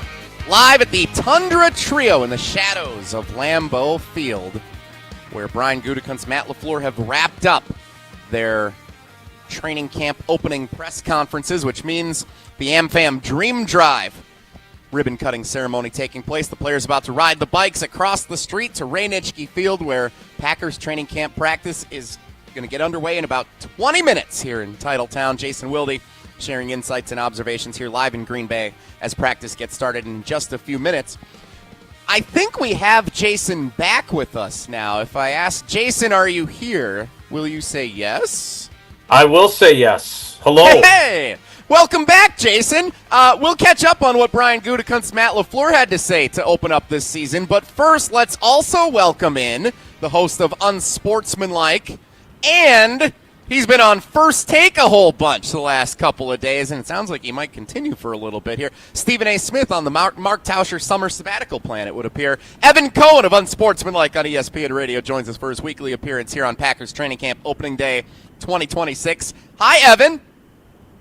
Hello, Jesse. Hello, Wilde. How are you guys? We are Welcome wonderful. To 105.5 The Miz. Great to have you on. You know, I was curious about that. So Jason Wilde sent me a text about a bit that was done about The Miz during Unsportsmanlike, and Jason Wilde famously refuses to listen to Unsportsmanlike 5 until 9 on ESPN Wisconsin. So I was curious, how did you hear about that, or how did you consume the 105.5 The Miz biz? Biz. The Miz biz. First of all, I want to be very clear. Refuse is a very strong word, and I don't think it's an accurate one. Do I listen regularly? No. It's not like a boycott, though. Secondly, we've got a great promo because obviously Unsportsmanlike airs across ESPN Wisconsin, and that is a promo that is played during our program, and I heard it and I was like, It's this guy's. I've told you this before. We don't always see eye to eye, but you are the best of the best of the best when it comes to on the air. I am so impressed by and envious of you. But that was one of the most magnificent things. I had never put that idea together, but I think it was, I don't know if it was Canty or Michelle that mentioned the 105.5 speed of the pitch, and you just, without skipping a beat, sounds like an FM radio station. 105.5, it was just, I laughed so hard. It was so well executed. But Jason, it was so interesting because they rightfully were talking about the Miz, and they were saying, is mile per hour 105.5, and I was like, 105.5 the Miz. I mean, I've worked my entire professional career in radio. Like, I definitely came across that station somewhere across the United States, and it does sound like an alt-rock station. Like, it's actually a good branding for an alt-rock station, and I feel like maybe is that his fastest pitch that he's thrown so far? Do we know that? Has he thrown any pitch faster than 105.5? I believe 105.5 is the fastest still, but 106 seems to be the next target. Yeah. Right, but I think we want it to end on an odd number, so then maybe we could do the branding around ESPN Wisconsin is 105.5 the Miz. Like, we can make beer around that. Maybe we lean into this at some point, but the problem is we don't know what the fastest pitch is going to be until obviously the end of the season. Right, it obviously changes, but he has been certainly someone that everyone is watching, not just Brewers fans, but now he has gotten the attention of national shows and national baseball fans. I am curious, though, you obviously have, because of Good Karma and because of your relationship with all of our shows and what we do together, you don't talk about Wisconsin sports appreciably more just because of your connections to the state, right? You wouldn't say that you go out of your way. I would say wrong. I would say Okay. definitively wrong on that. Yeah, no, I would say we are. Jesse can back me up on this. Like, I think we are over the top conscious of ESPN Wisconsin and the amazing brands that include ESPN Wisconsin, the three of them, Beaver Dam, Madison, and Milwaukee. And I think that we definitely lean into that because Michelle is a Packers fan. So thanks to I us. think that we. Yeah. I mean, Jesse, am I wrong? Do you feel like I feel like we talk Packers and state of Wisconsin sports more than probably? I don't want to say more than we should, but we certainly lean that direction. No. Well, I'm glad you asked, Evan, because I know you've been talking Packers recently, because I asked Owens, our producer, our cousin sub of the day today back in the Everlight Solar studio at ESPN Madison. You said a couple of things here lately that on Packers training camp opening day, I thought Brian Bulaga was a buzzkill saying training camp sucks and there's nothing to look forward to. It's not a first day of school vibe at all. That was fun. And then there's you kind of knocking down the Packers' hopes and dreams here in the last couple of days. Owen, play the one about 9 wins. I want to hear what Evan said, and then I want Evan to explain himself here because I'm not happy with what he said about the Packers the other day. All right, if you believe, and I know a lot of people, probably most, don't believe in team win-loss in games a quarterback starts. But just for sake of conversation, in the last 3 years that Jordan Love has been a full-time starter for Green Bay, they won 9 games his first year, 9 games his second year, and 9 games his third year. One would think 9 games in games he starts is probably how many they're going to win this year, roughly around there. So I kind of just think the sample size is there. Evan, they were 9-3-1 and in the driver's seat to be the 1 seed in the NFC until they lost the best defensive player in football and a couple of other crucial players down the stretch last year. They're better than a 9-win team. They just got bad luck down the stretch last season, and that's how they ended up at 9 wins. Jesse, how many games did the Green Bay Packers win in each of the last 3 seasons that Jordan Love has been the full-time starter? 9. Fact. Evan, Yeah. 9. Games he started. Okay. Yeah. Mm-hmm. Yeah, in games he started. So, by fact, by actual fact, for whatever the reason may be, Micah's injuries, his injuries, other teams, Tucker Kraft, any injuries you want to bring up, by fact, the Green Bay Packers, for the last 3 seasons that Jordan Love has been the starting quarterback, have won 9 games in each of those 3 seasons. So if you're going to make a prediction as to how many games they win with Jordan Love as the starting quarterback this year, the answer would be 9. Why is that such a bold statement that I am making? That's not to say that they can't win more. It's also not to say that, Malik Willis won a game or two, did he not? Malik Willis was a pretty good quarterback here as a backup stepping in for Jordan Love on a couple of different occasions, yes. But the logic you're applying to this is basically, well, that's the way we've always done it, so that's the way it'll continue to be. Like, that's just not the case. They have Micah Parsons. He'll be healthy down the stretch. Okay. That's because you took it, I don't want to say you took it out of context, because it's not that you took it out of context. You didn't include the context. The context was, what is enough of a sample size for a quarterback to make a judgment? So what I was asking was whether or not those 3 years was enough of a sample size to then predict the future. Do I think Green Bay should be better than a 9-win team? I do. Did it stun me when I saw that, and I was like, wait, 9 wins each of the last 3 seasons when he has started games? That confused me. He's better than that. They're better than that. But the results are the results. So I think Jordan Love has so much on the line this year in a good way, because I'm going to do something tomorrow. We're doing the time for ESPN Radio Rankum Series Top 5 MVP candidates. And I will give my top 5 MVP candidates, and it's going to be based on individual performance, potential individual performance, potential team performance, and potential narrative. In other words, I will not have Josh Allen in there because I don't know what the narrative is. The new coach is not enough for me. I'm not going to have Lamar in there because I don't know enough about what the narrative is. But Jordan Love has a narrative. The narrative around Jordan Love and why he could be considered an MVP candidate is because he's going to play, let's call it half of a season, without the first or second best defensive player in the NFL, which means in order for them to reach their goals, he has to be outside of the norm, which is a 9-win season for him as the starter. And he has to carry them in some ways to more than that without Michael Parsons. So all of this sets up as a baseline of where we can go. In addition, we were talking about the accolades, or lack thereof, relative to the conversation around the Packers for their head coach and quarterback combination in Love and LaFleur. Evan, when you look at the narrative around Jordan Love, you talked about narratives there, and this is one of the things that I obviously deal with all the time from fans, because there seems to be one small group, I don't know how big it is, of Packers fans who just don't think he's that good. There were those that thought they should have been playing Malik Willis more, that kind of thing. There's another group, which I think is slightly larger, that is very adamant that he is the next in the lineage of Favre to Rodgers to Love. He just has, whether it's LaFleur holding him back or with the training wheels, which I think is what Dan Orlovsky said about him.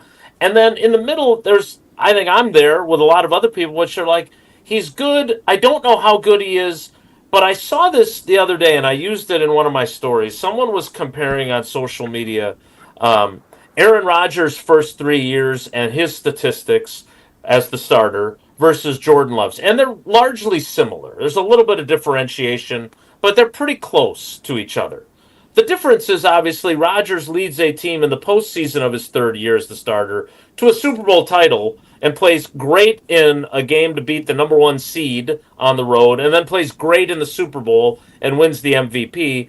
That hasn't happened with Jordan. More importantly, his 4th season as the starter, he wins his first MVP, throws 45 touchdowns, 6 picks in 15 games, throws for 4,600 yards, and now we know how good he is. I just wonder, when you look at Love and the narrative for this season, if he has a 4th season as a starter like Rodgers did, we're talking about him in a completely different way for the rest of his career. If it's another year kind of like the last few, then we're still kind of saying, well, he's good, but like, how big of a season do you see this for him here? Yeah, so let me kind of go in order here, Jason. So first of all, I agree with you. I'm with you in terms of, to say he's Favre and Rodgers is too much. To say that they should have started Malik Willis over him long term is also too much. He's a really good quarterback. He's a really good quarterback who came along during a time in the league where there are a lot of really great quarterbacks. So it's maybe the tricky timing. That's part one. Part 2 is your Rodgers point, which remind me to get to at the end of this because I have a question for you guys on Rodgers in that regard. So let me go to part 3 then.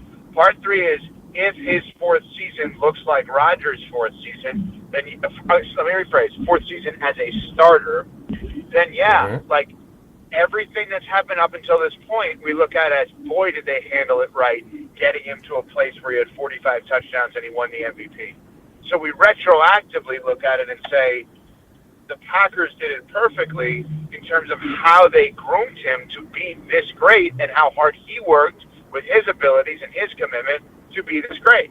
So the flip side is, if he doesn't, nothing happens to him. He's still the starting quarterback, but those that think he's next in line would then just have to say, you know what, he's really good, and that's just about it. Like, everything else has to be great around them for them to really make a run at the Super Bowl. What was your Rodgers point? I don't know. Yeah, so we were talking about it after the show today, because interestingly enough, when Jerry Jones spoke yesterday, and it was kind of that realization for me, and I think I said this on the show today. It's kind of weird how little over the last month or two we've talked about both the Cowboys and Aaron Rodgers, and like how both things have been quiet recently, which is odd, right? Mm-hmm. So then Cam, who's one of our producers, said, which arc of Aaron Rodgers' career will he be most remembered for long term? Is it the early portion of Green Bay, or is it like the Favre part of it? Is it like the really good part of it in terms of the winning and the MVPs? Is it the end in Green Bay when he and McCarthy didn't see eye to eye and all the passive-aggressive stuff and whatever else? Is it the disaster with the Jets? Is it kind of just whatever here in Pittsburgh? Is it the family stuff, which, again, I would never bring up, and he's not only brought up his mom, dad, and brothers, he's now bringing up his wife as a reason for his retirement, and I don't know who that person is, and I'm not going to speculate, but I know that, like, I don't personally love blaming someone's spouse for any decision that a person makes. Like, that's your decision. You're in partnership with your spouse. No, I'm serious. Like, my wife and I agree. Like, we're not perfect. Thing. Yep. We are in partnership with whatever. Like, if I stink, that's not her fault.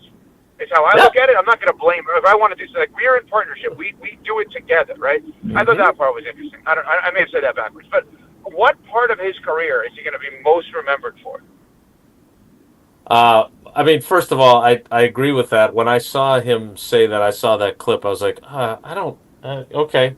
Especially given how some people are very curious about the identity of said wife. I thought that was an interesting way to go about it. I agree. Do you know, Jason, without revealing who it is, okay? Because that's not for us to do.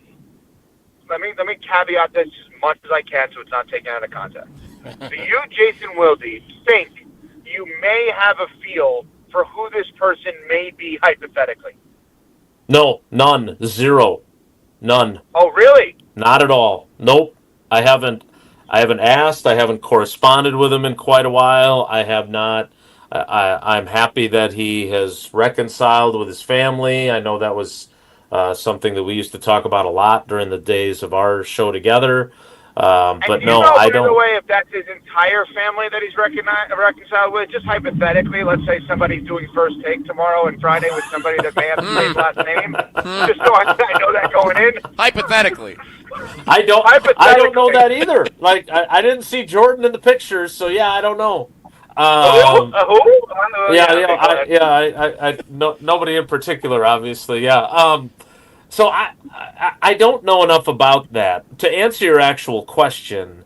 Like, look, there was a time. There are two windows during his career where, you know, even with Brady playing and Tom Brady saying the things that he would say about Rodgers, even though he's not the winningest quarterback in NFL history. And didn't win as many Super Bowls as Brady did. Tom Brady himself would say he was the most talented. And that window from like 11 to 14, 10 to 14, and then again from like 2021 when he won the later of his career MVPs. I think those are the windows that are most remembered. You know, if you're a New York Jets fan, you remember him differently because that's not, you know, he came and was supposed to be the savior of your team and wasn't. But you're saying when it's all said and done, dust settles, 10 years from now, we're going to remember the early portions of the greatness, which I guess circles back to the original conversation about Jordan Love and how what you're saying is cool. If that would be amazing for Packers fans and the Packers if Jordan Love can be similar to Rodgers in those most memorable years. We're just not close to that yet, and it's hard to project that. Yeah, and I don't think it's unreasonable for fans to wonder what he's going to ultimately be. I just think that our eagerness to say this is what this guy is. I get why so many people do it, but when I look at him, I think this could be it. And if this is his ceiling, is that he's just a good to very good quarterback, you can still win a Super Bowl that way. But right now, they haven't done that, and he hasn't elevated to the point where Rodgers was when he was the best quarterback in football. Not even close. I'll also tell you one other thing. Can I offer one of the dumbest takes of all time? That's what we do here. Yeah. But it is because of your show. Even better. Here's one of the dumbest takes of all time. I'm a little bit re-energized around UW football because of Luke Fickell on Wilde and Tausch with LePay last week. Yeah, welcome to the club. I've heard that. I haven't listened to him yet with on Part of My Take with Big Cat, but I will at some point. Like, it's kind of like what's happening here. Like, there's nothing to lose if you're him. Just be yourself. Go out there and be you. Be the guy that was at Cincinnati that kind of had this, like, we're like rock and roll type mentality of, like, let's just do this. I don't know what's gone on in the last few years, but something has changed here. Whether it's Sean Eichhorst, to give him credit on that, whether it's maybe, I don't know, this is what I'm dreaming of, and I have to go to L.A. in a second. I'm dreaming that all of a sudden Fickell called Alvarez, had lunch, and then he felt better about everything. That's it. I'm giving Alvarez credit for it. All right, guys, see ya. That is Evan Cohen of Unsportsmanlike. Maybe I that's what happened. I will say this. I have gotten the sense from others that heard that interview and then saw him at Big Ten Media Day as well. Mm-hmm. Like, it's almost as if he said, "F it, I'm just gonna be me." And go ahead. I don't think it's a F it mentality, and I think that's kind of what Evan was saying too. I don't view it that way. I think it's more like he's taking a breath of fresh air, and it's like, for whatever reason, it's like hitting the restart button, which is exactly, I think, what we all wanted as Badger fans after what the last couple of years have been. He just kind of took a step back, and like Evan said, he's being himself now. Like, this is the guy that they hired from Cincinnati. This was the most highly touted head coaching candidate that Wisconsin was able to snag after firing Paul Chryst a couple of years back. Like, that's what this reminds me of. It's not a, like, I'm whatever, I'm just here, like, if it works, it works. If not, so be it. I think he's, like, reinvigorated, and he's just, like, found himself again. I think you're right about that. I don't feel like, this is going to sound bad, but I mean it as a compliment. I didn't feel like we ever got, like, the authentic version of him. Like, we kind of got the what he thought everyone wanted from him version of him. And now I feel like we're getting the real Fickell. Mm-hmm. And again, the record is what the record is. And this doesn't mean jack if they don't win enough football games this fall. But right now, I was talking about this with Molly and Jim because they were down at the Big Ten Media Days for him talking, and it just felt like a guy that sometimes I wasn't quite sure on his authenticity. He felt, listening to him with Tausch and Matt when I was gone, and then hearing him at Big Ten Media Days, it is almost as if he said, kind of thrown caution to the wind and said, I'm just gonna do me, and if that's good enough, I hope it's good enough. I want it to be good enough, and if it is good enough, great. And if it's not, I'm gonna go down being me, not trying to be something else. And again, I don't know that. I don't pretend to know him. I do think, to Evan's point, Sean Eichhorst coming in has energized a lot of people over at 1440 Monroe Street, as more and more kind of opinions and comparisons come out from different coaches and different people. But again, bottom line, nobody cares unless you win. And that's obviously what Wisconsin has to do moving forward. Jason, you don't know this, but this is a great place to end if we're going to be doing our Gruber Law Office's One Call That's All celebration message coming up. That's exactly what I'm going to do. Just going to throw that out there. This is a good spot to transition with perfect. What's coming up next. We will end there. I need to get to practice.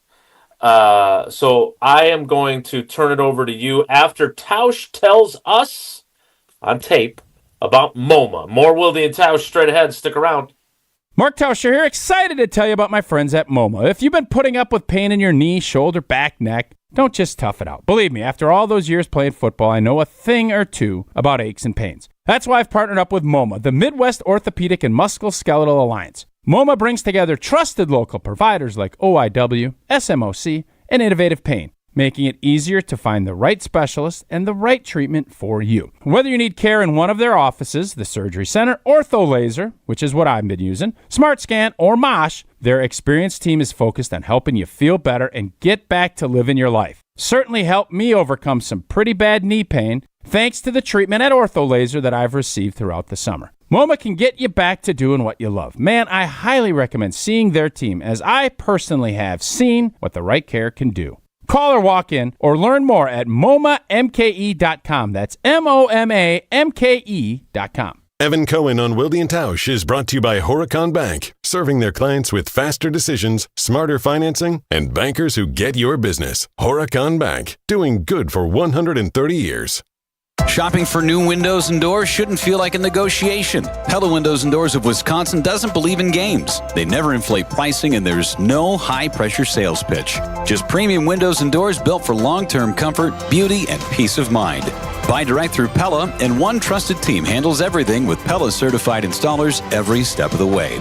Real pricing, premium quality, no games. Pella Windows and Doors of Wisconsin. Schedule your free in-home consultation today at PellaWI.com. Beautiful day for Brewers baseball. Brats in one hand, your Brewers checking card from Associated Bank is in the other. And with a tap, it's 20% off gear at the Brewers team store. An express entry so you can tailgate longer. And up to 50% off home game tickets. All that power, all for the crew. Only with Brewers checking from Associated Bank. Join the crew at AssociatedBank.com/Brewers. Member FDIC. Mark Tauscher here for Chalmers Jewelers. And when it comes to gifts that actually mean something, I head to Chalmers Jewelers. My wife Sarah, she loves the beautiful custom jewelry they've made for her. And my daughter Eleanor has some special pieces from Chalmers as well. And what I appreciate most, they help you create something personal that'll last a lifetime. Engagement rings, anniversary gifts, or a one-of-a-kind custom piece. Stop by Chalmers Jewelers and tell Garrett and Devin that Tausch sent you. Chalmers Jewelers in Middleton and Madison.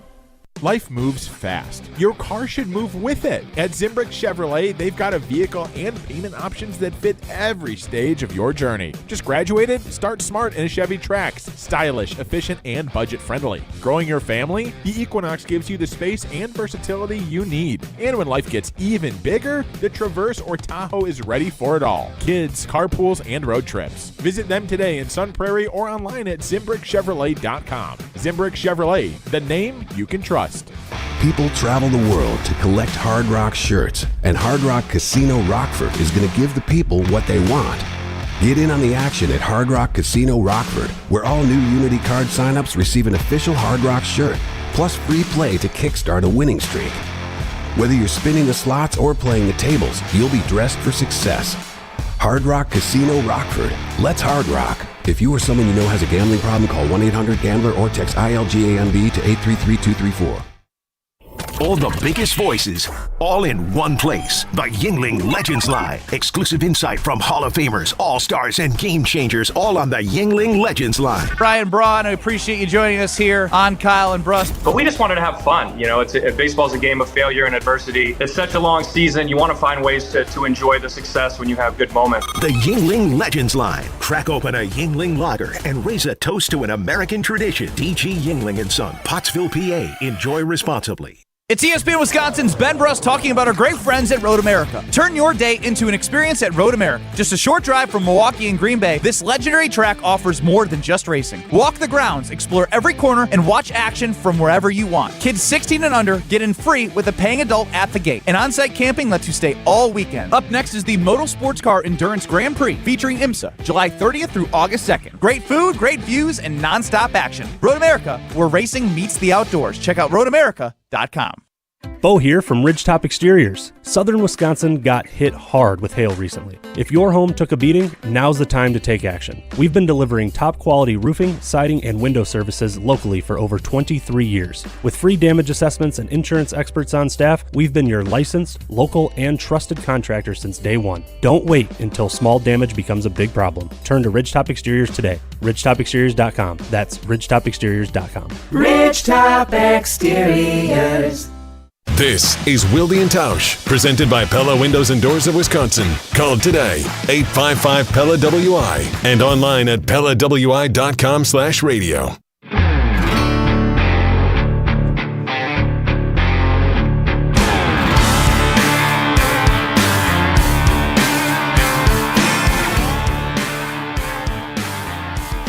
Well, I'm living the dream again. Solo Jesse on Wilde and Tausch, only temporarily. Don't worry. Jason Wilde is on his way down to Packers training camp practice. I just saw the team working its way across the parking lot here, so they are just about ready to kick off training camp practice number 1. The AmFam Dream Drive Open, the players on the bikes, a tradition that is unrivaled in the National Football League. Packers players riding the kids' bikes on the AmFam Dream Drive over to Rain-Itchke Field for the start of Packers training camp 2026. Jason will be sharing insights and observations from the sidelines coming up. We're going to play in just a moment our Gruber Law Office's One Call That's All celebratory message for the week, fitting from the special contributor you'll hear from momentarily. Then we're going to play trivia on a Wisconsin Geography Wednesday, and that's what we're going to do. And then the rest of the show will be dedicated to the Green Bay Packers, recapping what Goody and Matt LaFleur said at their press conferences with Jason in attendance earlier, and, of course, the insights and observations he'll share as the Packers get to the practice field for the first time to kick off the 2026 training camp portion of the schedule. As mentioned, let's get to this week's Gruber Law Office's One Call That's All celebratory message.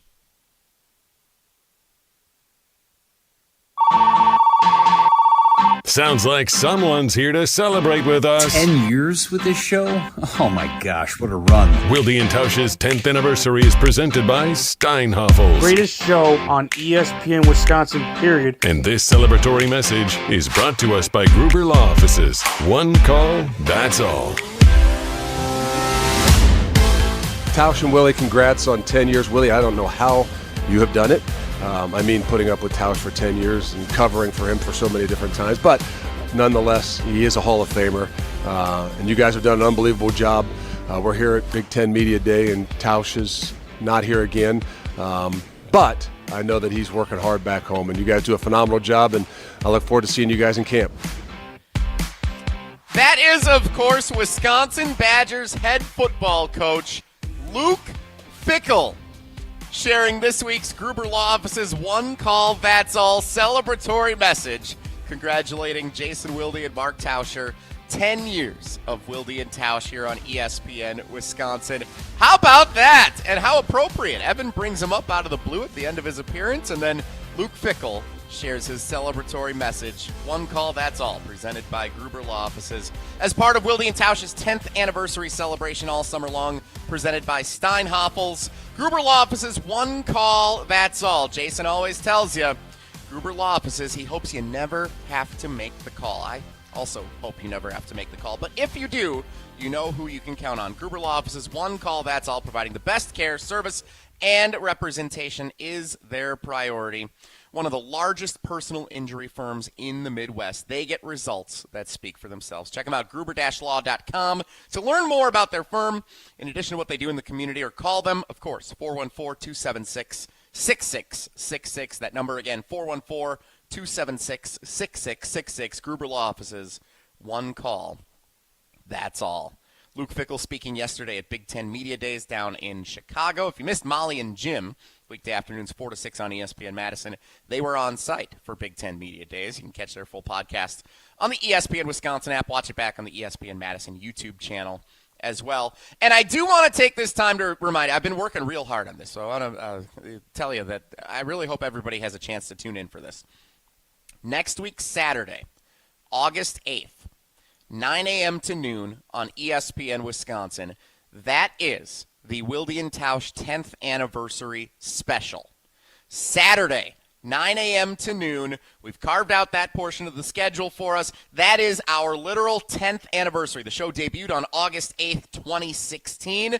Our 10th anniversary special for you to enjoy. It'll be available also on the ESPN Wisconsin app in full podcast form. August 8th, 9 a.m. to noon. That's next Saturday here on ESPN Wisconsin, playing back some of the fun interviews the guys have had over the years, some reflection, looking back on some of the really fun times we've had on this show, and a few surprises along the way as well. Make sure you tune in and check that out. 9 a.m. to noon. Next Saturday, Wilde and Tausch's 10th anniversary special presented by Steinhoffels on ESPN Wisconsin and the ESPN Wisconsin app. All right, Jason's on his way to practice. Let's play trivia. Caller number 16, because it's been 16 years since the Packers have last reached and won a Super Bowl. Caller 16, 844-770-3776. Wisconsin Geography Wednesday is today's category. Owen standing by to take your call. Caller 16 right now at 844-770-3776. We're going to play Wisconsin Geography Wednesday trivia, and then the rest of the show, Jason sharing insights and observations from the sidelines of Packers training camp practice. That's coming up next. It's Wilde and Tausch. And as we head to our commercial break here, let's make sure that we get a chance to hear from Mark Tauscher telling us all about Hard Rock Casino Rockford. Sorry, Owen, I put you in a tough spot here. I didn't know I was going to do this. Let's hear from Tausch telling us about Hard Rock Casino Rockford as we head to commercial break and take your trivia calls. Coming up next, it's Wilde and Tausch. Mark Tauscher here for Hard Rock Casino Rockford, a premier entertainment destination just off of I-90 in Rockford, Illinois. Hard Rock Casino Rockford offers the most generous and most frequent promotions of any casino in the Midwest. And how's this for a little adventure? If you're not able to make it up to Green Bay for the college football opener, head down to Hard Rock Casino Rockford on Sunday, September 6th. At 9 p.m. on the Sunday night of Labor Day weekend, one lucky winner will receive a $45,000 credit, valid towards the purchase of any eligible new or pre-owned RV. That's right, play now using your Unity card and earn entries through September 6th, and you could win a $45,000 credit for a new or used RV. Check out the full rules at casino.hardrock.com. Play, dine, shop, and enjoy live shows and the sportsbook. Hard Rock Casino Rockford, a premier entertainment destination just off of I-90 in Rockford, Illinois. This is Wilde and Tausch, driven by Zimbrick Chevrolet in Sun Prairie on 100.5 ESPN. See their full inventory at ZimbrickChevrolet.com. Mark Tauscher here for the great team at Everlight Solar. There's a bunch of energy and excitement around both the championship push for baseball in Milwaukee and the start of brand new football seasons in Green Bay and Madison. And speaking of energy, here's an idea. How would you like to start saving money while also helping save the planet? All you have to do, make the energy switch with Everlight Solar. Our family is one of many who made the switch to solar over the last several years. We had known for a while we wanted to make the switch, but at the time we weren't exactly sure where to even start. That's when we met with Everlight Solar, and they outlined the entire process and educated us on the benefits of making the switch. Super simple. Join us in saving a ton of money and creating a greener environment for our family and the community by switching to solar. Learn more and schedule a free consultation at everlightsolar.com. That's everlightsolar.com.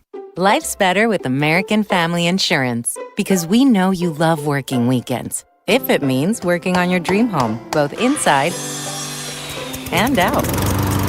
And we're here to help protect those dreams so you can enjoy peace of mind. Save up to 40% when you bundle home and auto. American Family Insurance. Get a quote and find an agent at amfam.com. Products, pricing, and availability vary based on the way you purchase insurance and by state. Some exclusions apply. American Family Mutual Insurance Company, SI, and its operating companies, 6000 American Parkway, Madison, Wisconsin. ESPN Wisconsin celebrates Wilde and Tausch's 10-year anniversary, presented by Steinhoffels. Our very first guest, Aaron Rodgers. Give us an over-under on what number would you set for how many shows we do together? Daily, 52 weeks in a year. I'm going to say you do about 230. Wilde and Tausch's 10th anniversary is also brought to you by Sendix, by Outdoor Living Unlimited, by Gruber Law Offices, by UW Credit Union, and by Events by Design. At J&K Security Solutions, protecting your home or business is more than just a priority. It's what we do. I'm President Jeffrey Beckman. Since 1987, J&K Security Solutions has been committed to providing Madison and southern Wisconsin with dependable security solutions. Whether it's security, fire, or the latest automation solutions, go to jksecurity.com to see how J&K can help keep your home or business secure. Get protected now at jksecurity.com. Zimbrick Honda has been a proud part of the Madison community since 1973. They're your one-stop shop for over 250 new Hondas to choose from. Whether you're looking for a sedan, SUV, or truck, their selection of new vehicles is second to none. Stop in today at their location on Fish Hatchery Road and check out their full lineup of vehicles and find the one that's right for you, or browse the vehicle selection online at ZimbrickHonda.com. That's ZimbrickHonda.com. Shop local, shop Zimbrick Honda. Coors Light presents To Chill or Not to Chill. When your friend skips your favorite song on the playlist. End the friendship. Or choose chill because that song lives rent-free in your head anyway. And you planned ahead by bringing Coors Light to the party. And the sound of that ice-cold can cracking open was music to your ears already. Coors Light. Choose chill. Celebrate responsibly. 2024 Coors Brewing Company, Golden, Colorado. The ESPN Madison Open, presented by Coors Light, is back.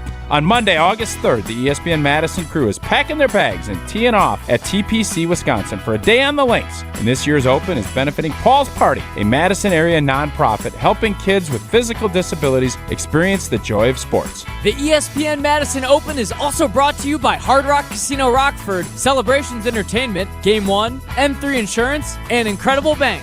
Thank you for making a difference in our community. Prizes, flyaways, even cash money. You want it? We've got it. Find a list of all contests and official rules by visiting ESPNWisconsinContests.com. That's ESPNWisconsinContests.com. The NFL is back. The Packers have got to get off to a fast start, and it has to be Jordan Love as the catalyst. Tune in for your green and gold coverage all Packers season right here on the ESPN Wisconsin app and ESPN Madison on YouTube.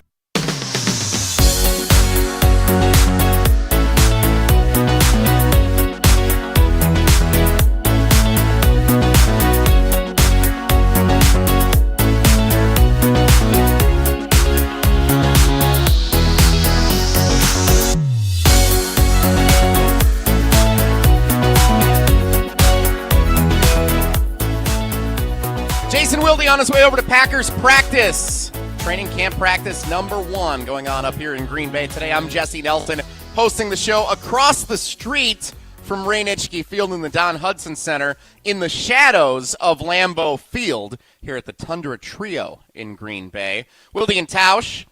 Thanks again to Brian Bulaga, Evan Cohen joining us during the last hour plus of the program. Fun day here in Titletown. Packers training camp opening day 2026. We'll hear Jason's insights and observations from practice coming up next, but first, it's time to play Wilde and Tausch Trivia, presented by Cousin Subs and Vortex Golf. Wilde and Tausch Trivia is brought to you by Cousin Subs. Cool down with the summer shake from Cousin Subs. Enjoy 4 delicious flavors: vanilla, chocolate, strawberry, and mint. Cousin Subs. We believe in better. And by Vortex Golf. Trivia winners this week receive a hat, ball marker, sticker, and a blade rangefinder courtesy of Vortex Golf. Rangefinders you can bet on.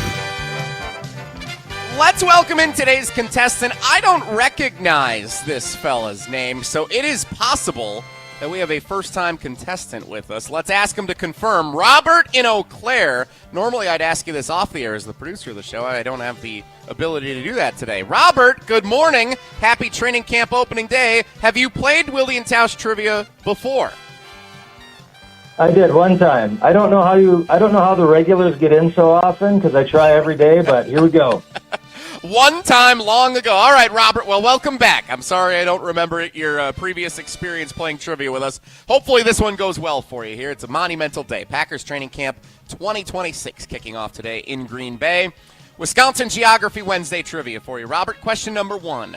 Which of these cities did I see an exit sign for on my drive this morning from Madison to Green Bay? So I came from Madison to Green Bay. Which of these cities did I see an exit sign for on that drive? Waupun, Waukesha, or what's your favorite Wisconsin city, Robert? I'm going to go with Waupun. Jelly, go ahead. Well done, Robert. And yes, that is correct. That what's your favorite Wisconsin city was pretty good. Question number 2. I wrote the question, of course, though. Which of these Wisconsin cities, Robert, is located closest to Lambeau Field? Howard, Seymour, Harrison.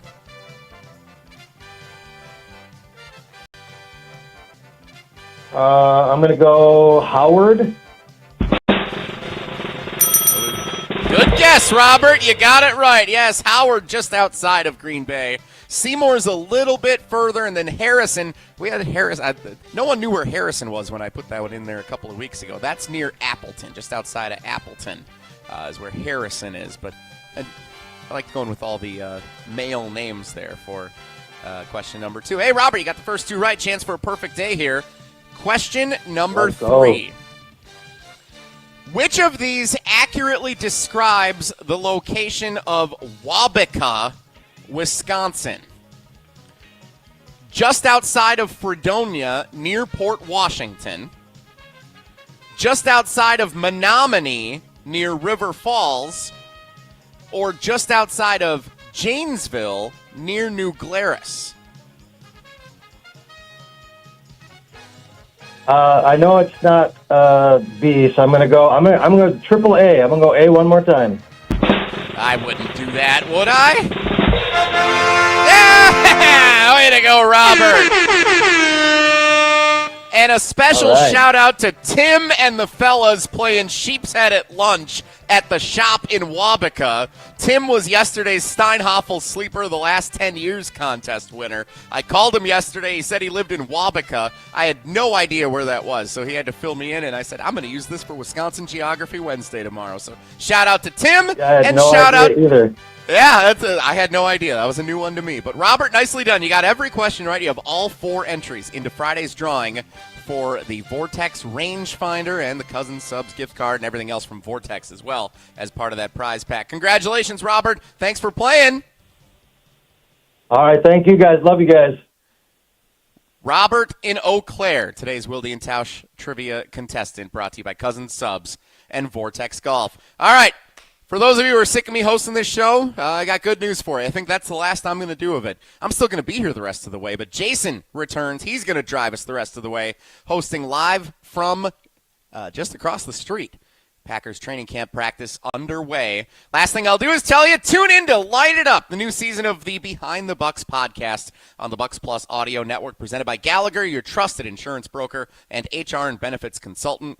Narrated by Bucks broadcasting legend Jim Paschke. It's the oral history of the 2000-2001 Milwaukee Bucks. If you're young like Owen or Ryan Wollersheim, our producer yesterday, and you don't know anything about the 2000-2001 Milwaukee Bucks, you got to listen to this. From the Big Three to a Hall of Fame coach, it's the story about a generational team that brought the city together and brought the Bradley Center to life and made me a fan of the NBA. Find Behind the Bucks on Bucks.com/plus, the Bucks app, the new ESPN Wisconsin app, and wherever you get your podcasts. Behind the Bucks is presented by Gallagher. Packers training camp practice underway. Jason shares insights and observations. And also, what the heck did Goody and LaFleur say this morning? We'll hear all about that the rest of the way on Wilde and Tausch straight ahead. Stick around. Wild Bill goes yard. Is a fly ball, deep center field. Marcy's back, track, wall, bye, baseball. Your home of the Brewers, 100.5 ESPN. Ben Brust here to tell you about Zimbrick European. They're Mercedes, Audi, Porsche, and certified pre-owns. But the best part is I've been working with them since 2018, and the evolution has been a 2-door, a 4-door, and now it's time for an SUV. My life has changed, and it's changed with Zimbrick European. Being a dad has made it really important to have the comfort and the safety that the SUV will bring me. Again, Zimbrick European off the belt line at Rimrock Road. Of course, I found the sexiest car on the lot. Check them out. Rah. Pella Windows and Doors of Wisconsin present your Badger Minute. This Badger Minute is brought to you by Steinhoffels. Beauty Rest Queen mattresses start at only $1,499 or get $500 off Beauty Rest Black King adjustable base sets. Only at Steinhoffels. Wisconsin football officially released their 2026 roster Monday morning, and while you'll certainly recognize names like Mason Posa and Cooper Catalano, Luke Fickell believes number 2 in the secondary, Javen Robinson, is a guy fans will want to keep an eye on this season. J-Rob has just, I don't want to say exceeded all expectations. I thought he was a good player, a really good player on film, but I think that his ability to grow a little bit and get a little bit bigger and a little bit stronger, he's probably the fastest guy on the team with a really good head on his shoulders and a guy that's been a really good leader for us. Pella Windows and Doors of Wisconsin doesn't play games, just straightforward pricing, premium quality, and trusted Pella certified installation. Visit PellaWI.com today. Creating lasting impressions every season, every day. That's the Olson Toon landscaping difference. Since 1997, Olson Toon has been transforming outdoor spaces across Dane County. From landscaping and concrete to excavation and maintenance, they're your one team for everything outdoors, keeping your property looking its best year-round. With experienced professionals and a collaborative approach, every project is built around your vision. Ready to elevate your space? Let's get started. Head to olsontoon.com today. What life events have you experienced over the past couple of years? Well, maybe one is coming up. The sale of a company, death, divorce, a health crisis, or helping to pay for college or a wedding. Well, Annex Wealth Management has assisted clients with life events, but planning for them can make all the difference. Knowing what you own, why you own it, and how much you're paying for it is a big part of smart financial planning. Annex has an entire in-house team that works together so you can make informed decisions when life events come up. Click Get Started at annexwealth.com. Summer and baseball go hand in hand, and as a proud partner of the Milwaukee Brewers, Carbless is helping fans swing into full flavor all season long. Whether you're at the ballpark, tailgating with friends, or catching the game from home, Carbless delivers bold flavor in a convenient canned cocktail that's ready wherever summer takes you. 0 carbs, 0 sugar, 100 calories, gluten-free and full of flavor. Carbless. Find your bliss near you at drinkcarbless.com. Hey, it's John Hayes, owner of Goodman's Jewelers. Come in and discover the high standards, classic traditions, honesty, integrity, and elegance when you walk through our doors. For over 90 years, customers have returned again and again to our warm boutique setting. Trust me, because I've been there for over 40 of them. Whether it's time to come back or your first time in, stop by Goodman's Jewelers at 220 State Street today. Goodman's Jewelers, the diamond store of Madison since 1933. The best is at Goodman's. Your family's safety is your responsibility, and it starts with a solid roof. When the next storm rips through and takes some of your shingles with it, call Badgerland Exteriors. Or looking to replace your whole roof but don't want to break the bank? Let the team at Badgerland Exteriors give you a free, no obligations estimate. AJ with Badgerland Exteriors here. Contracting made easy is more than a tagline. It's how we run our family business. Visit BadgerlandExteriors.com to get started on your next project. That's BadgerlandExteriors.com. Will Tucker Kraft be the NFL's highest paid tight end? I think we all know that Tucker Kraft, when healthy, is one of the best tight ends in the league. Your home for green and gold coverage, the ESPN Wisconsin app, and ESPN Madison on YouTube.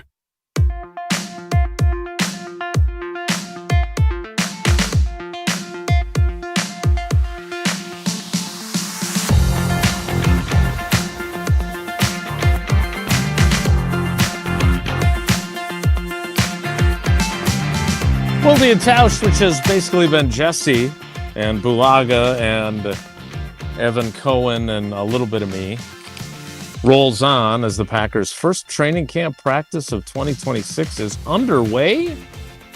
A nice, large crowd at Ray Nitschke Field taking it in. And if any of them can play tight end, they might want to come out of the crowd and do so. Packers very thin, Jesse, at the tight end position. Not only is Tucker Kraft not obviously practicing, but there's some concern about a neck injury for Luke Musgrave, who did not participate in the back end of OTAs and the minicamp. And now we're looking at a scenario where it's a murky situation for him and his health and when he might be available. I know that we've been critical of him at times. But as Matt LaFleur said, I know his production has not been what he wanted, but he still has a unique skill set, and they still value him. And not having him available and not having Tucker Kraft, less than ideal at the tight end position. What does murky mean? What does murky mean? When you're talking about neck injuries, Goody said head, neck, and heart are the three types of injuries that you are extra careful about. And with Musgrave, it's a neck issue. Now, obviously, in the many years I've been here, we've seen Jermichael Finley's career end early. We've seen Sterling Sharp's career end early. Nick Collins. They're gathering more information. They were very vague about what exactly his neck issue may or may not be. But the bottom line is he's not available. And Tucker Kraft is still on the PUP list and doesn't have a contract extension. He is under contract. So it'll be interesting to see how that position kind of plays out in the early days of camp and what happens with Musgrave and what happens with Kraft. Now, Jesse, I saw Adam Schefter with Jen, Gabe, and Chewy saying that he has not gotten any indication that a Kraft extension is close. Whereas, like the Jalen Carter extension that the Eagles gave their defensive tackle, he knew it was close. He'd already heard that it was close, and then it happened. That's kind of the Packers thing, though, right, Jason? Like with Jordan Love, was it last year or 2 years ago where it took like a week into practice? Yeah, but we knew it was close. Like we knew going into camp it was close, and it was just a matter of when, not if. And when I heard Adam say that, I was like, oh, maybe it's not as close as I thought it was. But I suppose that's possible, that it's just they're keeping it on the QT and it'll get done sooner than we think. But again, he's obviously an enormous piece of what these guys want to be. And it'll be interesting to see exactly how it plays out. There is one interesting tidbit that I've seen since I got here to practice that we will get to in the 10 o'clock hour or in the 11 o'clock hour. Man, Jesse, how do you think the show's gone? I feel like I've barely been on it. That's great for you. I feel exhausted, man. I've been doing a lot over here with Bulaga and Evan, and I think I've done a wonderful job holding things down. Of course you do. I'm expecting big things out of you in the 11 o'clock hour. We want every update we can get from across the street here at Packers Training Camp Practice number 1. This is your time to shine, pal. We've been waiting 6 months for this. Well, we will have some of those updates coming up when we kick off the 11 o'clock hour. I want to remind you, I've seen some of our friends from American Family Insurance already today since I've been here. I have to track down some of our friends from Associated Bank. And, of course, they're the bank of the Packers, but they also are the bank with Brewers Checking from Associated Bank. So you get the best customer service in the industry with all the awards to prove it and all the great perks that come with Brewers Checking. From 20% off at the Brewers team store to up to 50% off select game tickets to discounts when it comes to the racing sausages, 5K and 10K, or the Brewers Baseball Academy. There's all kinds of perks that come with your Brewers Checking from Associated Bank. So go to associatedbank.com/Brewers to find out more. The 11 o'clock hour starts in 2 minutes, so stick around. It's Wilde and Tausch. Don't go anywhere. Another hour of Wilde and Tausch, presented by Pella Windows and Doors of Wisconsin, is coming up next on ESPN Wisconsin and the ESPN Wisconsin app. Since 1956, Hallman Lindsay Paints has been making paint in Wisconsin for Wisconsin. Because of their commitment to making great paint for Wisconsinites, Hallman Lindsay has grown over the years to 27 locations in this great state. Headquarters in Sun Prairie with a state-of-the-art facility, Hallman Lindsay has the paints you need to make your job better. From do-it-yourself to professional, Hallman Lindsay has paint for everyone. Visit one of their local locations today in Madison, Sun Prairie, Middleton, and Janesville. Hi, this is former Badger Pro Football Hall of Famer Joe Thomas. You're listening to 100.5 ESPN WTLX Monona, Madison. Good Karma Brands radio station. Broadcasting live from the Everlight Solar Studio, this is your Metro Kia of Madison Sports Center. Good morning, Madison. This is Owen Dimple with your Sports Center update, brought to you by Ridgetop Exteriors, Wisconsin's premier roofing, siding, and window contractor since 2002. Visit them at ridgetopexteriors.com. It's the first day of Packers training camp up in Green Bay today, and here's Brian Gutekunst speaking on the media and giving an update on Tucker Kraft. Yeah, very much a possibility. In fact, I anticipate him being out there sooner rather than later. The more work he can get with Jordan, particularly even when maybe he's not ready for the team part of it, the more individual work he can get done with Jordan is going to be important for him as he heads into the season. Stay tuned for Packers training camp coverage all day long right here on 100.5 ESPN as the Green Bay Packers begin preparation for the 2026 season. Baseball, the Milwaukee Brewers bounced back in a big way after their series opening loss to the San Francisco Giants with an 8-2 dominating win last night. Logan Henderson, 5 2/3 innings, 7 strikeouts, no runs. Today is the series finale out in San Francisco, and the Brewers will trot out Shane Drouin to go for the 4th straight series win. First pitch is at 2:45 right here on 100.5 ESPN. Metro Kia of Madison, Madison's trusted Kia dealer. Stop into Metro Kia on the east side of Madison or metrokiaofmadison.com.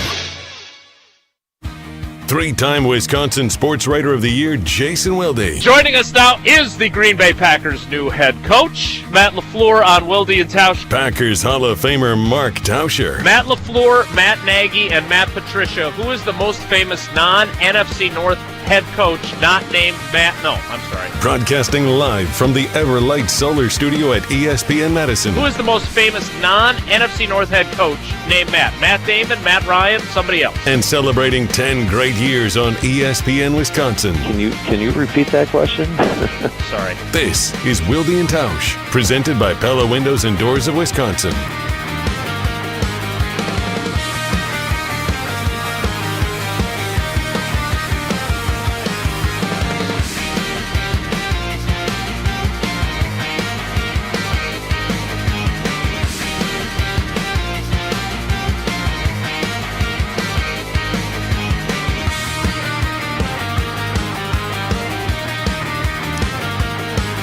The 11 o'clock hour of Wilde and Tausch begins now.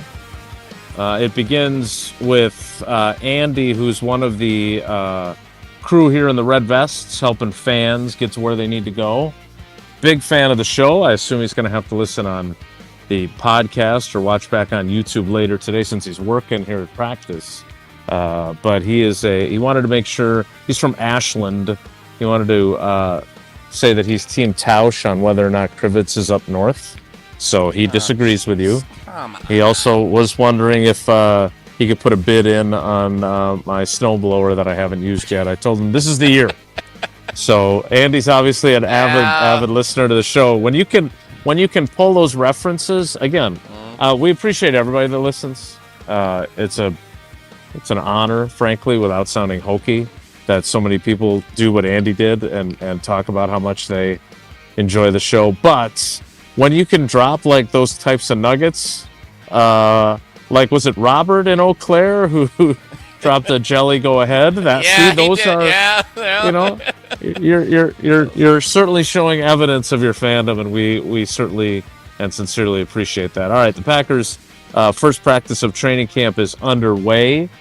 First I've gotten to see of Sky Moore. I don't know if he took part in any of the OTA practices that we weren't here for, but he had some sort of minor, apparently, injury because I have not seen him.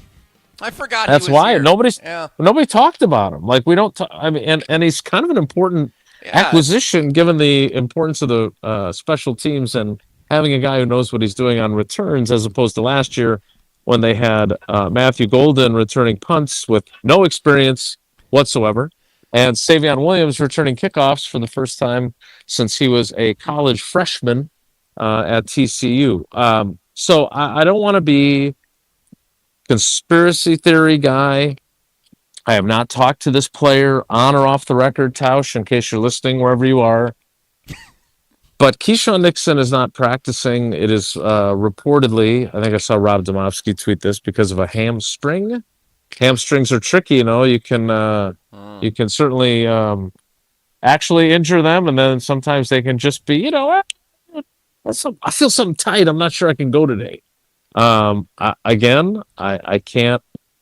I'm not saying he's holding in by any means, so please do not misconstrue that. But one of the questions that I think we all had on our minds, I know Tausch did, was would he participate or would he get a sweetener in his contract? And would he hold out or hold in or whatever else? And as of right now, all I can tell you is he's not practicing. What that means, he may just have a slight hamstring issue, but I do think it's noteworthy that he was not placed on the physically unable to perform list. So unless that hamstring issue happened while they were doing like their testing, he passed his physical and now is not practicing because of a hamstring. So take that at face value and just say, hey, he's got a sore hamstring.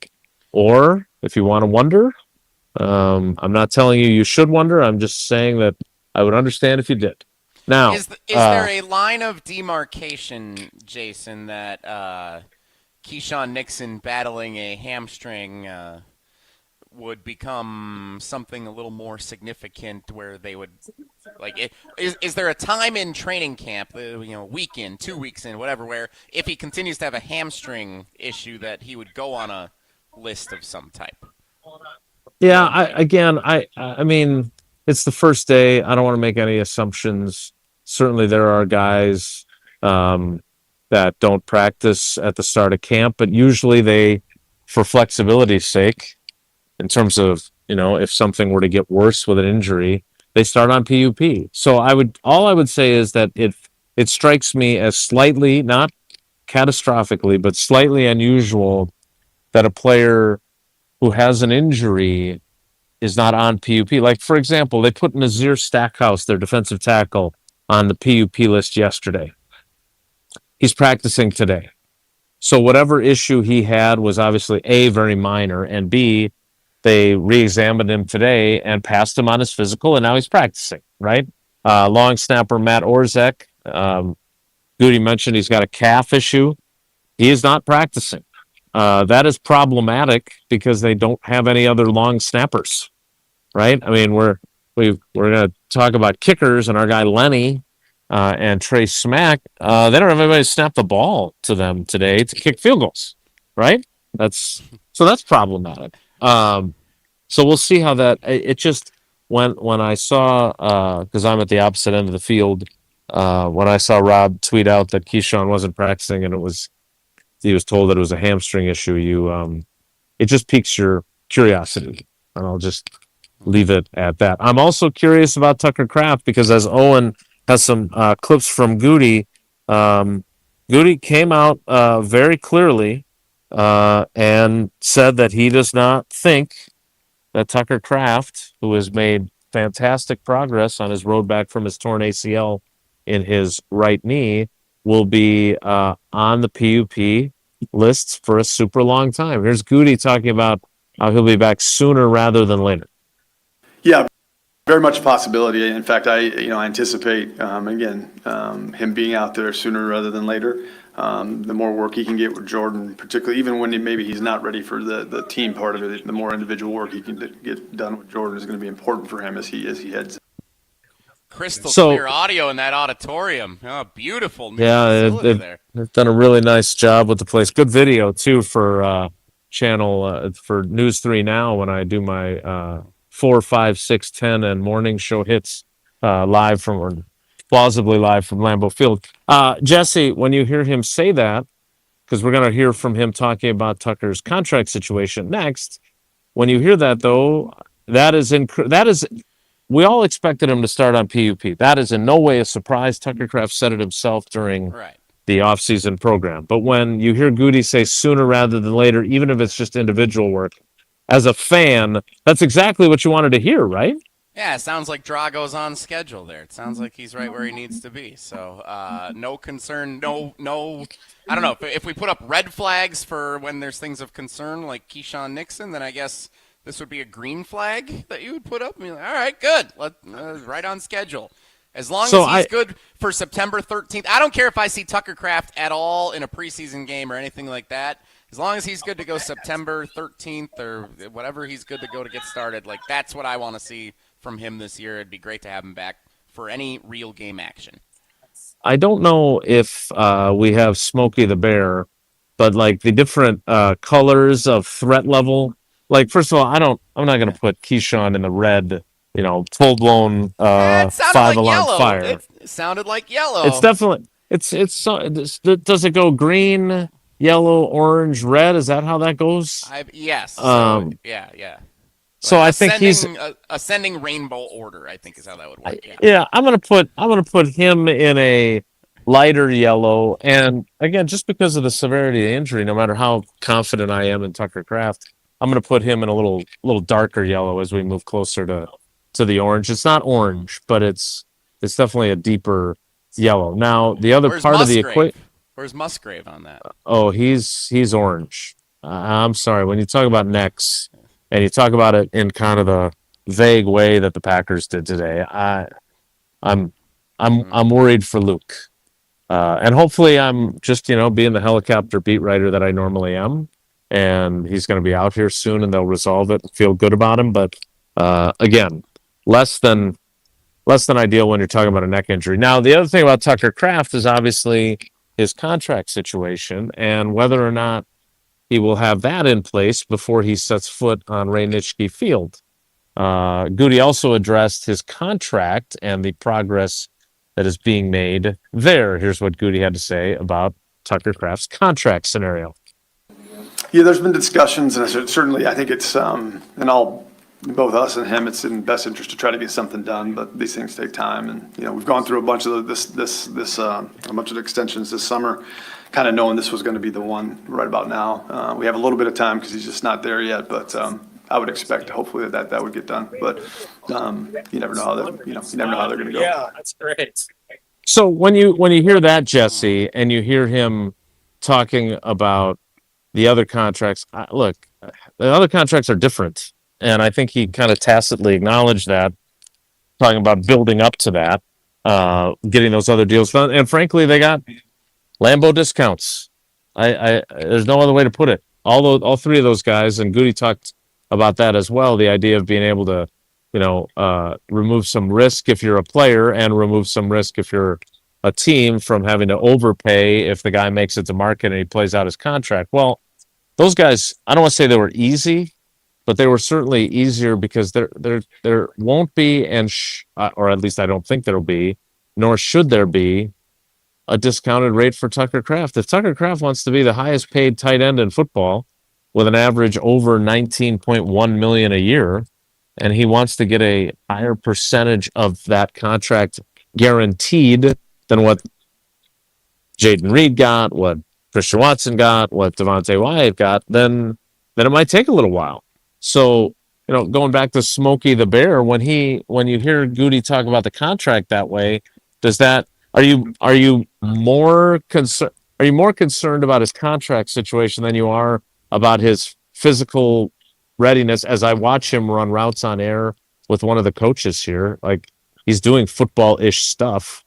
Are you more worried about him getting the contract that he wants and then being on the field than you are about him having a healthy knee to be able to be on the field? That's a good question because I was going to ask you the same question, Jason. I'm more worried about the contract. I am too.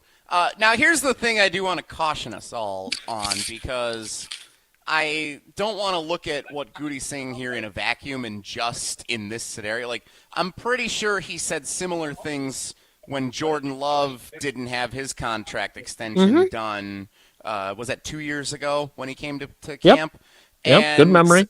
So, I think there's one of two ways to look at this. Either they're not really anywhere close and he's given a vague answer because he doesn't have a good update to provide everybody, or he's a business guy. He knows it's pretty close to the finish line. He doesn't want to let anything leak or slip or whatever because it's pretty close to getting done, and he just doesn't want to tip anything on it. So, because of the track record with what he said about some other significant players like Jordan Love 2 years ago and how close he played that to the vest before the news became official at 7 o'clock on a Friday night or whatever crap that was that year when we were all on vacation up north in places and then this news broke. I'm going to not be alarmed. I'm not in the yellow yet, even on the Tucker Kraft extension stuff. I think once we get past family night, Tausch had said family night was kind of his target time, that he would hope that deal was done. I'm in that club. Like if we get to next week, Friday night, the family night scrimmage, or the Wilde and Tausch 10th anniversary special on Saturday morning next week, August 8th from 9 to noon, and Tucker Kraft's extension isn't done by that point, then we probably go into the yellow and we're like, all right, what's the holdup? What's going on here? Yeah, I would just say this. I'm not looking to sow concern or panic by any means. But I feel like when it was the Jordan Love contract, Goody had a different tone where it sounded very much like, it's just a matter of when, not if, and we're just working out the details these first few days of camp. Maybe I'm being influenced by Adam Schefter on Jen, Gabe, and Chewy suggesting that he has not heard that it's close, which, again, I feel like Adam would know if it was close. Maybe I'm allowing that to influence my view. Believe me, I'm not saying that he's like going to be pulling a Sterling Sharp and not playing in the opener, threatening not to play in the opener. I don't think he's wired that way, but I do. I don't know. I thought there was a chance that we'd be getting an announcement today of that, outside chance, and that clearly isn't happening. So it'll be interesting to see exactly how it ends up playing out. But man, he's such an important piece of what they do. He is running a bunch of routes and catching passes at one end of the field while the 11-on-11 period goes on at the other end of the field. And Christian Watson just beat Carrington Valentine for a touchdown pass from Jordan Love. I'll be eager to see if you had to make me choose whether I'm more concerned about the contract or more concerned about his knee. I don't think I'm in any way panicked about the contract, but I definitely am more concerned about the contract. That's just kind of how I view it, and we'll have to wait and see where it ends up and when it gets done. But it is, I would, if I was a Packers fan, I would just like it to be trending a little bit more positively than it is at this point. Is that fair? Am I being, again, I don't want to be Chicken Little, and I don't think I'm being that. But I would like to see it a little bit further down the road than it is, and that is obviously not the case. All right, we've got more that we want to get to. Give it a week. Yeah, we'll see. I mean, 1 week. He looks great. He looks great. He's got these. I will say this. He's got this like 85 T-shirt. It's not his actual jersey, and I don't know how I feel about a T-shirt with a number on it. The jersey. The jersey. Yes, that's exactly the word I was seeking. So, thank you for that. I appreciate you helping me with that.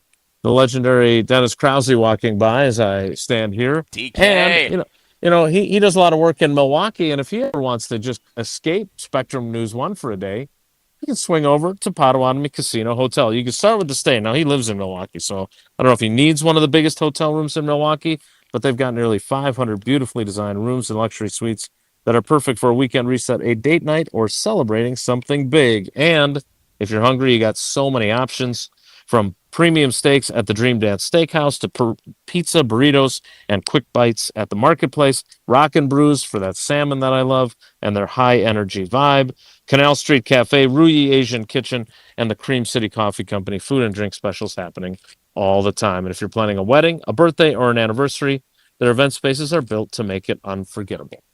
Elite play, luxury stay, bet on flavor at Potawatomi Casino Hotel. More Wilde and Tausch straight ahead. Stick around. This is Wilde and Tausch, presented by Pella Windows and Doors of Wisconsin. Call today, 855-PELLA-WI, and online at PellaWI.com/radio. Mark Tauscher here for Zimbrick Chevrolet in Sunbury, the name you can trust. Well, training camp practices and preseason games are great opportunities for the guys up in Green Bay to make sure they're fully ready for the regular season. If they didn't work on things now, there could be some big mistakes that happen in the regular season when the games count. Well, the same goes for car maintenance. Get your vehicle checked before you go on that long road trip or an issue comes up during an important, busy time in your life. And there's no better vehicle service team than the team I trust over at Zimbrick Chevrolet in Sun Prairie. Get a tune-up, check the battery, check your tires, change the oil, make sure all the inner workings of your vehicle are in tip-top shape so you can focus on the fun of getting from place to place for whatever your next adventure holds and not allowing vehicle trouble to disrupt you. Schedule a service appointment, view vehicle inventory, and learn more about all they have to offer at ZimbrickChevrolet.com. That's ZimbrickChevrolet.com. Fix any issues before it counts. When it comes to your vehicle, take my word for it and trust the fantastic team at Zimbrick Chevrolet in Sun Prairie. The name you can trust. 25 years ago, a generational Bucs team made an unforgettable run. This is the place to be. Light It Up, narrated by Jim Paschke, is the new season of the Behind the Bucs podcast, presented by Gallagher, your trusted insurance broker and HR and benefits consultant. This is the oral history of the 2000-2001 Milwaukee Bucs and their run to Game 7 of the Eastern Conference Finals. Absolute bedlam here at the Bradley Center. Listen now on Bucs.com/plus, the Bucs app, the ESPN Wisconsin app, and wherever you get your podcasts. Good Karma Brands is proud to be an equal opportunity employer, providing equal employment, development, and advancement opportunities to all teammates and applicants. To learn more about careers with us, please send an email to talentacquisition@goodkarmabrands.com. That's talentacquisition@goodkarmabrands.com. Bringing summer gatherings to the next level is just another thing we do at Celebrations Entertainment. Hi, it's Jeffrey. With rental items like sound equipment, photo booths, and even yard games, you can make your event the party that everyone talks about. Any event like graduation parties, block parties, or even a backyard barbecue can be elevated with fun, interactive items to make everyone ask, hey, how'd you pull this off? Just tell them celebrationsentertainment.com. That's celebrationsentertainment.com. Mike, what's one of the most important questions people should be asking about metal roofing? It should be who's doing the installation. It takes focus, precision, and technical experience. We'll answer all your questions. After all, we are masters of metal roofing. I'm Mike. And Mary Sweta. Enjoy the long-lasting architectural strength and beauty of a Sweta metal roof. SWITA metalroofing.com. Sweta Metal Roofing, the last roof you'll ever need. Steady. Ah, I hit my thumb. What's up, Madison? It's Stacy from Bruner Realty. Did you swear that you'd get that house project done ages ago and now it's causing you real pain? From leaky faucets to light fixtures, let our handyman team at Bruner Realty fix it all. Fast, friendly, and without the agony. We take care of it so you don't have to. Visit fixedbybruner.com. That's fixedbybruner.com. ESPN Madison's Mark Tausch here for Outdoor Living Unlimited. Well, my wife and I chose Outdoor Living Unlimited to build our outdoor project. When we met with Aaron and Eric Brown, owners and brothers of Outdoor Living Unlimited, we felt like they were the right guys to work with. We share the same hardworking values, and their showroom is a must-see at 2018 South Stoughton Road in Madison. If you're looking for a new deck, outdoor kitchen, screen room, and more, Outdoor Living Unlimited is a must. Start with OutdoorLivingUnlimited.com and end with an amazing outdoor space. Wilde and Tausch on 100.5 ESPN is brought to you by Everlight Solar. Save money, save the planet. Everlight Solar.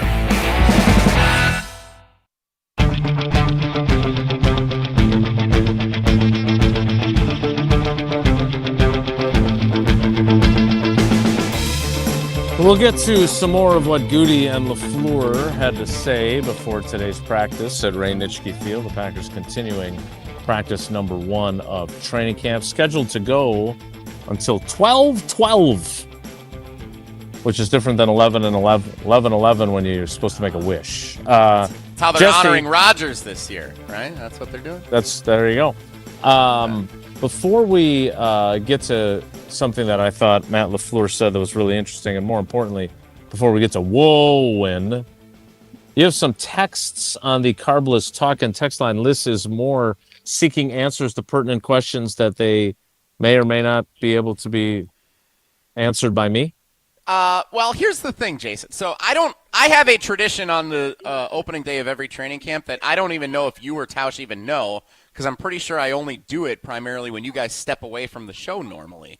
Then is it really a tradition? It's a tradition for me, and I don't think any fans probably remember that I do it, but it's my little tradition. I come up with 3 training camp questions that I would like to see answered before the end of training camp, before we get to the regular season. Because I think there's questions about kicker, and there's questions about the defense and offensive line that we'll need to have answers by January or December about.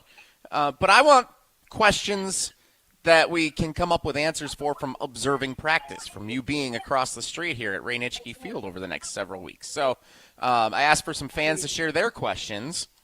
Jim on the South Side texts this one in.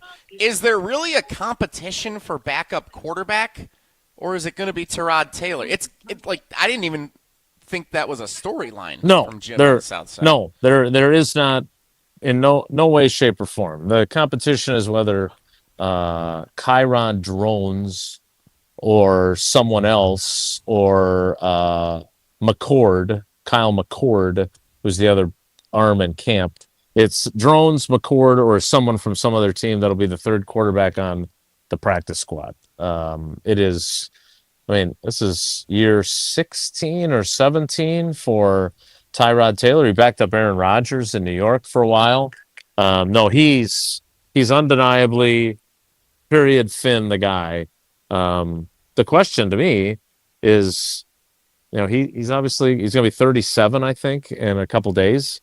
Like, I would argue the Packers had, of a guy that had never been a starter previously, right? Because the 49ers had Mac Jones, I believe, right? Behind Brock Purdy, and he played pretty well for them. Yeah. But he'd been a starter. Malik Willis had started like 2 games in his career. They had the best backup quarterback in football last year. That's why he's now the starter in Miami. And Jordan Love missed 2 games, 2.5 games in 2024, and Malik was great in those. He missed 1.5 games with the actual concussion this year, and Malik Willis, everybody forgets because of the 307 rushing yards the defense gave up, was awesome against Baltimore. And then obviously he didn't play in the Clayton Tune Sacrificial Bowl. Your backup better be able to play. And certainly Tyrod Taylor has done that in his career. I don't know what to expect if he were to have to start 2 or 3 games for them this year. But no, he's the guy. There's no 2 ways about it. Mike in Madison texts in, I want to know who returns and or emerges as high-energy guys this year. Shouldn't matter if the pads are on or not. We need energetic guys leading the way, from Mike in Madison. Do we think they lacked a certain energy last year? Is that one of our one of the concerns that some fans have about their of all the things you were unhappy with last season, was energy one of them? I didn't think so. I thought there was pretty clear leadership and tenacity. But that might go back and maybe Mike's saying energy. What he really means is that finishing that everybody's been talking about since January, and really before January, because they struggled finishing earlier in the season last year too, and they talked about it. Like, maybe that's what he means by energy, like keeping your foot on the gas when you have a lead at halftime and you're up a couple of scores, and putting your foot on their throats, like Tausch says. Yeah, that came up again today with both Goody and LaFleur, and I gotta be honest, first of all, like the finishing thing, and it's more Jeff Halfley than me. I was just the one that asked the question and then kept asking it because I wanted to write about it, tracking down video of the song from Metallica and everything else. I thought they finished pretty damn well when they had Micah Parsons on the field. Like I went through it today in my story on Channel 3000. Like he closed up shop in multiple games. Tucker Kraft closed up shop in that Arizona game, if you remember, right? Dontavion Wicks and Jaden and Jordan Love closed up shop on Thanksgiving, along with Micah Parsons in Detroit. Mike McCarthy said something yesterday in his press conference in Pittsburgh that I can't remember who sent it to me, but I thought it was really good. He was quoting Marty Schottenheimer. He said, in times of crisis, think players, not plays. And I thought that was really...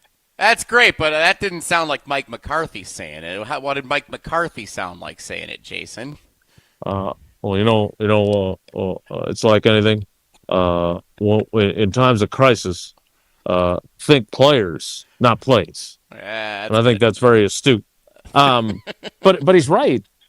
Like, their finishing problems, they became an issue when they didn't have, do we think the Packers lose either of the Bears games if they have Micah Parsons? No. I don't. I think he finds a way to get Caleb Williams down in each of those scenarios where Caleb made, and maybe I'm wrong. I don't know. The Bears don't even end up in a spot to take the lead, I think, if Micah Parsons is on the field. Right. Certainly the 16-6 game that they lose, the 16-6 lead at the 2-minute warning.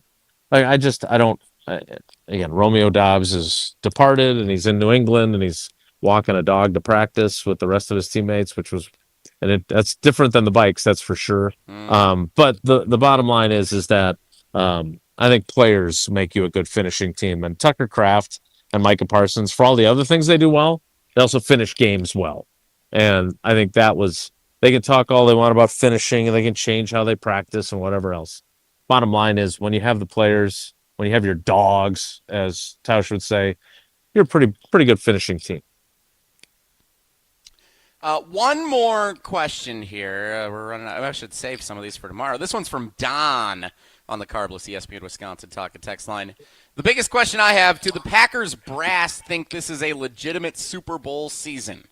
If so, I think the Packers have one or two significant additions to make before camp is over. This roster isn't there yet. It's from Don. We will save that for a little bit. We'll save that for tomorrow because I want to have. That seems I thought Goody's answer to essentially that question was great. LaFleur punted on me. I even said, I asked Goody the same thing, and then he finished kind of like he wants his team to. He finished with a good quote at the end, but he kind of meandered before that. So we'll hear from Goody and LaFleur on what kind of team they think they have tomorrow on the program. For now, let's hear. Horn, as you like to say. Let's hear from Tausch telling us about Hard Rock Casino Rockford leading into Whoa Owen, which is coming up next. It's Wilde and Tausch. UW Credit Union, I say it all the time, it is here for every you, proudly serving Wisconsin for over 90 years. They're going to help you reach your financial goals. They are all across the state. They have a great app, easy to work, and it is a pleasure to be a partner and a member of UW Credit Union. Join today, like I did, at uwcu.org, insured by NCUA. Terms and conditions do apply. This is Wilde and Tausch, driven by Zimbrick Chevrolet in Sun Prairie on 100.5 ESPN. See their full inventory at ZimbrickChevrolet.com. Creating lasting impressions every season, every day. That's the Olson Toon Landscaping difference. Since 1997, Olson Toon has been transforming outdoor spaces across Dane County. From landscaping and concrete to excavation and maintenance, they're your one team for everything outdoors, keeping your property looking its best year-round. With experienced professionals and a collaborative approach, every project is built around your vision. Ready to elevate your space? Let's get started. Head to olsontoon.com today. Vortex Golf makes rangefinders for serious golfers who need an accurate number every time. With 3 options, the Blade, Blade Slope, and Anarch, there's a Vortex rangefinder that fits your game. Crystal clear optics and features like image stabilization keep you steady in big moments. Plus, every Vortex Golf product is backed by a no-questions-asked lifetime warranty. If you're looking for an accurate number every time, Vortex Golf belongs on your bag. Grab yours and everything you need for golf season in Wisconsin at Shields.com. Mark Tauscher here, and you know I love a smart play from the pocket. That's why I joined UW Credit Union. With their mobile banking app, I can make smart plays from anywhere. And with rewards checking perks like early payday, I score my money sooner. Stop by any of their local branches or visit uwcu.org to join and make the smart play by becoming a UW Credit Union member like I did. Federally insured by NCUA. Terms and conditions apply. Planning a high-level event shouldn't feel overwhelming. I'm Tiara Gomez, founder of Events by Design. For over 25 years, we've helped companies turn complex, high-pressure events into seamless, unforgettable experiences. When trying to engage your team and pull off something meaningful, the details matter. From concept to execution, we design every event so it reflects your vision and delivers real impact. No missed moments, just refined experiences people will remember. Let's start designing today. Search online, Events by Design.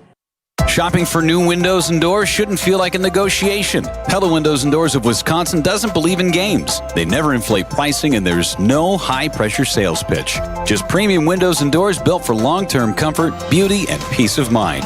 Buy direct through Pella, and one trusted team handles everything with Pella certified installers every step of the way. Real pricing, premium quality, no games. Pella Windows and Doors of Wisconsin. Schedule your free in-home consultation today at PellaWI.com.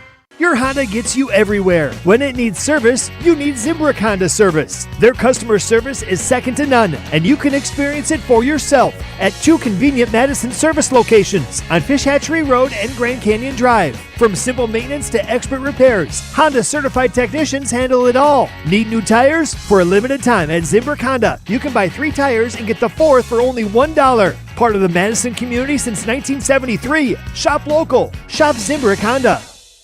Listen to Madison Money Guy every Saturday morning at 7 a.m. on 100.5 ESPN and ESPNWisconsin.com. I like to refer to inflation as the silent killer. It's an invisible risk. It's just the idea that things get more expensive over time. You're going to need milk and eggs when you're in your early 60s and when you're in your early 80s. You're going to get a loaf of bread, and it's going to be more expensive 20 years from now. Christian Finfrock is the Madison Money Guy. Call him today at 208-1800. Hi, I'm John Hayes of Goodman's Jewelers. It's hard to imagine, but Goodman's has been the diamond store of Madison since 1933, which means your parents, maybe even your grandparents might have shopped with us. We maintain the same high standards, honesty, and integrity that kept them coming back time and again. Keep their history and our history alive. Shop Goodman's Jewelers today in the heart of Madison at 220 State Street. We're online at goodmansjewelers.com. The best is at Goodman's. On the air, on demand, on social, on Wisconsin Sports. Serving Wisconsin sports fans. This is 100.5 ESPN.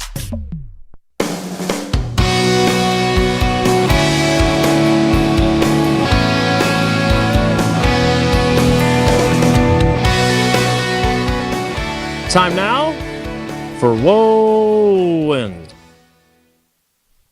Topic is good. The guys discuss. Just the other morning I had breakfast at Tracy Rocker's house. His mama brought out 15 flapjacks. He said, Mama, take back 5 of them flapjacks. I gotta stay hungry for the Crimson Tide. But if it's not, the show must go on. It's time for Whoa, Nelly! On Wilde and Tausch. All right, we're going to keep it brief today, guys. Last night, I had the enjoyment of going to the movie theater and watch that Uke documentary. And I gotta say, outstanding work in that production for Uke.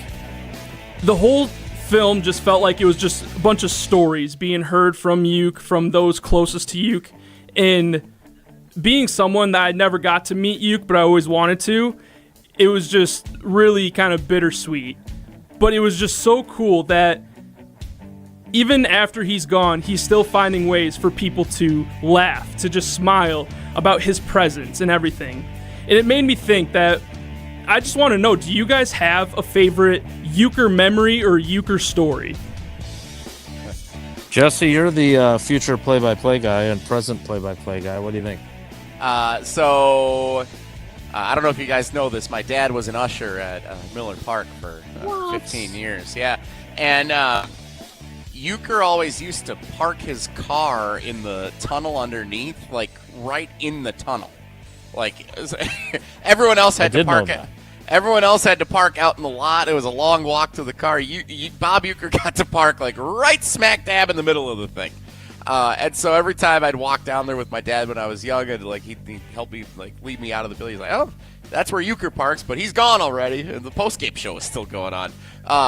Obviously, I mean, the entertainment, the stories that we've heard from him as a broadcaster, there's too many to count and recollect on because it's just so fun how he called the game. And I can't wait to see the documentary myself. I'm happy to hear from so many different people, including Owen, that it's so good. But that connection, just knowing that was, he lived a little bit of a privileged life there as the home stretch took place when he was broadcasting Brewers games, but he deserved the special treatment because he was one of one, and there's no doubt he epitomized the team. And that celebration he would always have down the stretch of his final seasons calling games whenever the Brewers clinched a playoff berth or a division title, and when he was right in there with the team celebrating and all the media members capturing him being in on the celebration with the the drinks and the champagne. Like, that was really cool to see also. So both of those kind of tie for my favorite euchre memories close to home. Yeah. I got to meet him a couple times. Our old friend Drew Olson introduced me to him times that I went to, it was then Miller Park, and then also when I went out to spring training a couple times early in my career. And everything people say about him is true. Like, he was always on and always funny and always engaging, and that has to be, if it doesn't come naturally to you the way it did for him, that's got to be difficult. Because I couldn't be on all the time, and he had a great way about him that everyone loved. Of course, for those of us that are old enough, his calls of some of the quintessential moments that were, I'm sure Owen got to see some of that in the documentary, but like his call of Yount's 3,000th hit, and his call on Easter Sunday 1987 when we're in the car because we left the game early, like all those things. They're so woven into your fabric of your memories as a sports fan, as a kid, and he's the soundtrack of a lot of those. So, and also, I cannot recommend enough. Owen, did any of these? I don't know if any of these got into the documentary because I haven't seen it, but like, he was perhaps the greatest guest in the Tonight Show's history. Like, yes, plenty Carson of that. loved him, and he was so good every time he was on. So. I can't imagine being that naturally funny. He is the GOAT when it comes to that. Like, there's other great announcers in baseball history, but man, he was one of one when it came to that sense of humor and his ability to deliver that along with baseball insights. All right, that is Whoa Win, which I still can't get used to. We need to hear from Tausch again, this time about Jones Dairy Farm before we wrap things up here on Wilde and Tausch. Here's Tausch talking about Jones Dairy Farm.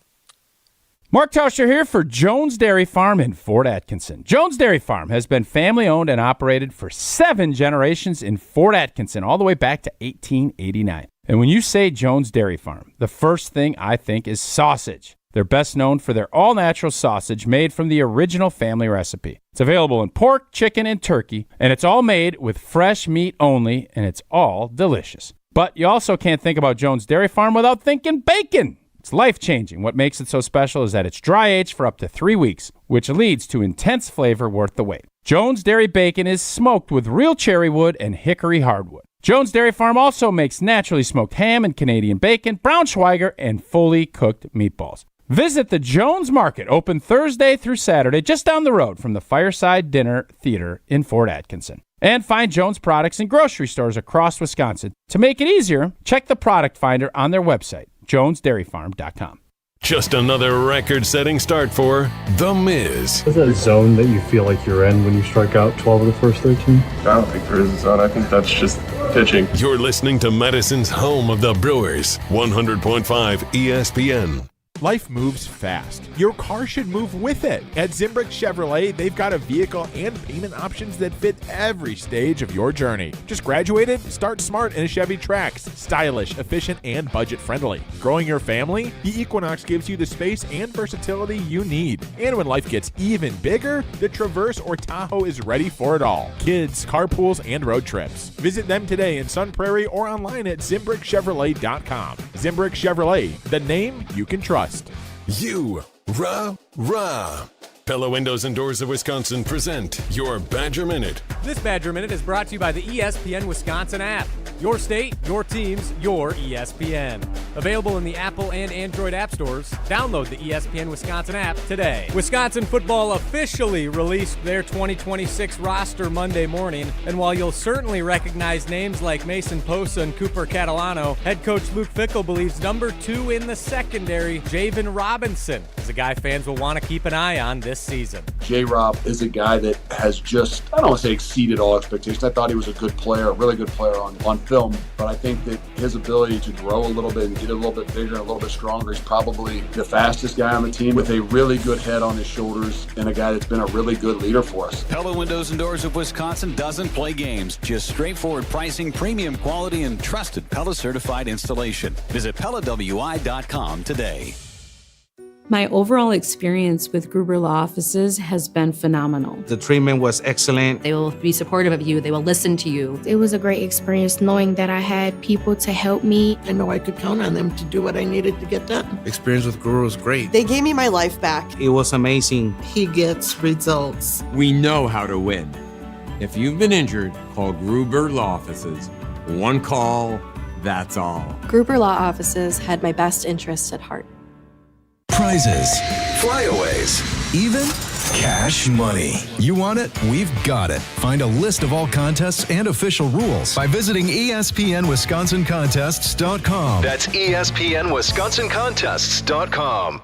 A strong team makes all the difference, and Everlight Solar just expanded theirs. Everlight Solar now offers roofing and exterior services for homeowners dealing with storm damage. From the first call to the final repair, Everlight quickly handles everything under one roof. When your roof takes a hit, you've got a team behind you. Start today at EverlightRoofing.com. That's EverlightRoofing.com. Everlight, powering through any storm. A proud partner of Wisconsin Athletics. Planning for your financial future shouldn't feel overwhelming. I'm Brian from Canopy Wealth Management, and I believe your financial plan should be as unique as you are. Whether you're a details person or you prefer the simplified view, we've got you covered. Plus, with our easy-to-use online platform, you can check your progress anytime, anywhere, even at 2 a.m. in your pajamas if that's your thing. At Canopy Wealth Management, we promise care, competence, and clarity in everything that we do. Get started today at canopy-wealth.com. Paid for by Canopy Wealth Management. Canopy Wealth Management is registered as an investment advisor with the SEC. Mark Tauscher here for Chalmers Jewelers. And when it comes to gifts that actually mean something, I head to Chalmers Jewelers. My wife Sarah, she loves the beautiful custom jewelry they've made for her. And my daughter Eleanor has some special pieces from Chalmers as well. And what I appreciate most, they help you create something personal that'll last a lifetime. Engagement rings, anniversary gifts, or a one-of-a-kind custom piece. Stop by Chalmers Jewelers and tell Garrett and Devin that Tausch sent you. Chalmers Jewelers in Middleton and Madison. Hi, I'm Dr. Joseph Henningsen with Stoughton Health Ortho Team Clinic. I specialize in joint pain and joint pain surgery, specifically hip and knee replacement, including second-time surgery for hip and knee replacement. Learn more at orthoteam.com. Wild Bill goes yard.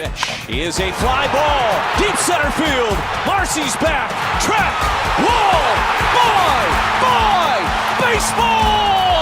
Your home of the Brewers, 100.5 ESPN.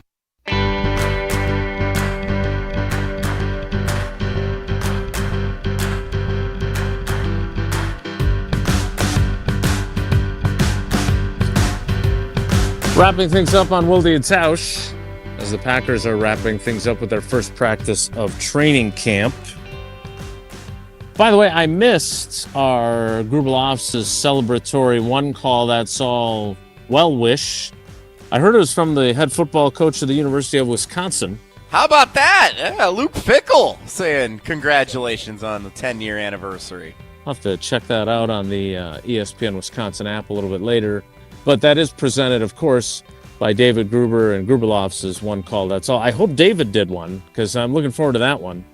And congratulations to him on nearly 40 years of being the best in the business when it comes to injuries and representing ththose that are injured.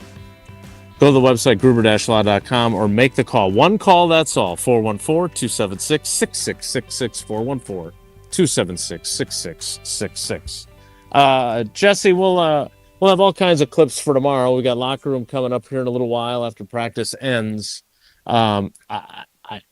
I don't think that, generally speaking, the first day of training camp, while it's got that, as you kind of called it, that back-to-school excitement and the anticipation, the practice itself is a pretty mundane practice. Now, I did see Jagger Burton leave the practice field with some sort of injury, come back without his helmet, so that is not the start you want to get to your first day of camp. We talked about Keyshawn Nixon a little bit earlier and the guys that are on the physically unable to perform list.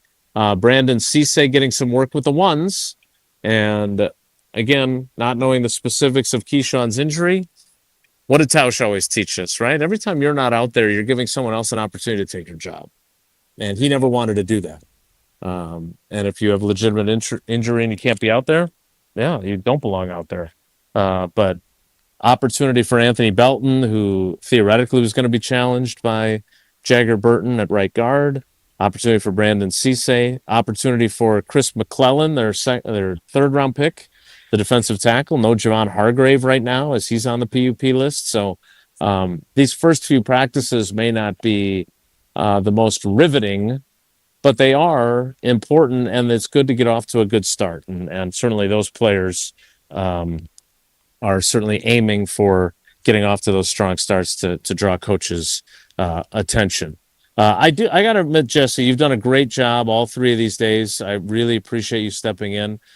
I do miss when I'm at a practice like today, like Tausch he's done this. Like none of us have, He knows what this is like. And, I tried so asking insightful. Bulaga all about it earlier, and Bulaga's just like, training camp sucks. First week sucks. Nothing's oh, great. We get to go back and we get to practice in 90-degree heat with pads. That's great. I miss Tausch today, too. Buzzkill Bulaga really brought down the vibe. Sounds to me like Brian's still mad at me for not being on the Homer Hour when I was off last week. Probably. I clearly have to make it up to him. And that doesn't bring out the best in him. Yeah, that's fair. Our show's almost done. Your day's not done yet, though. What player do you want to talk to most after we're done here? Well, I assume we're going to talk to Jordan Love the first day.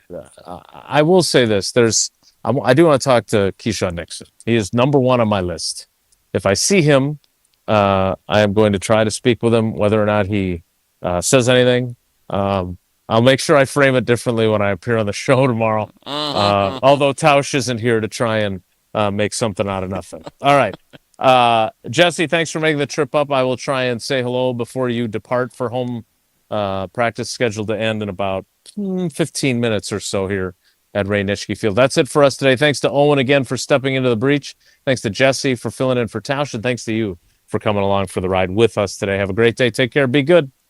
Miss any of today's episode of Wilde and Tausch, presented by Pella Windows and Doors of Wisconsin? Commercial-free full show podcasts are available free on the ESPN Wisconsin app. Mark Tauscher here for Pizza Hut. I've been telling you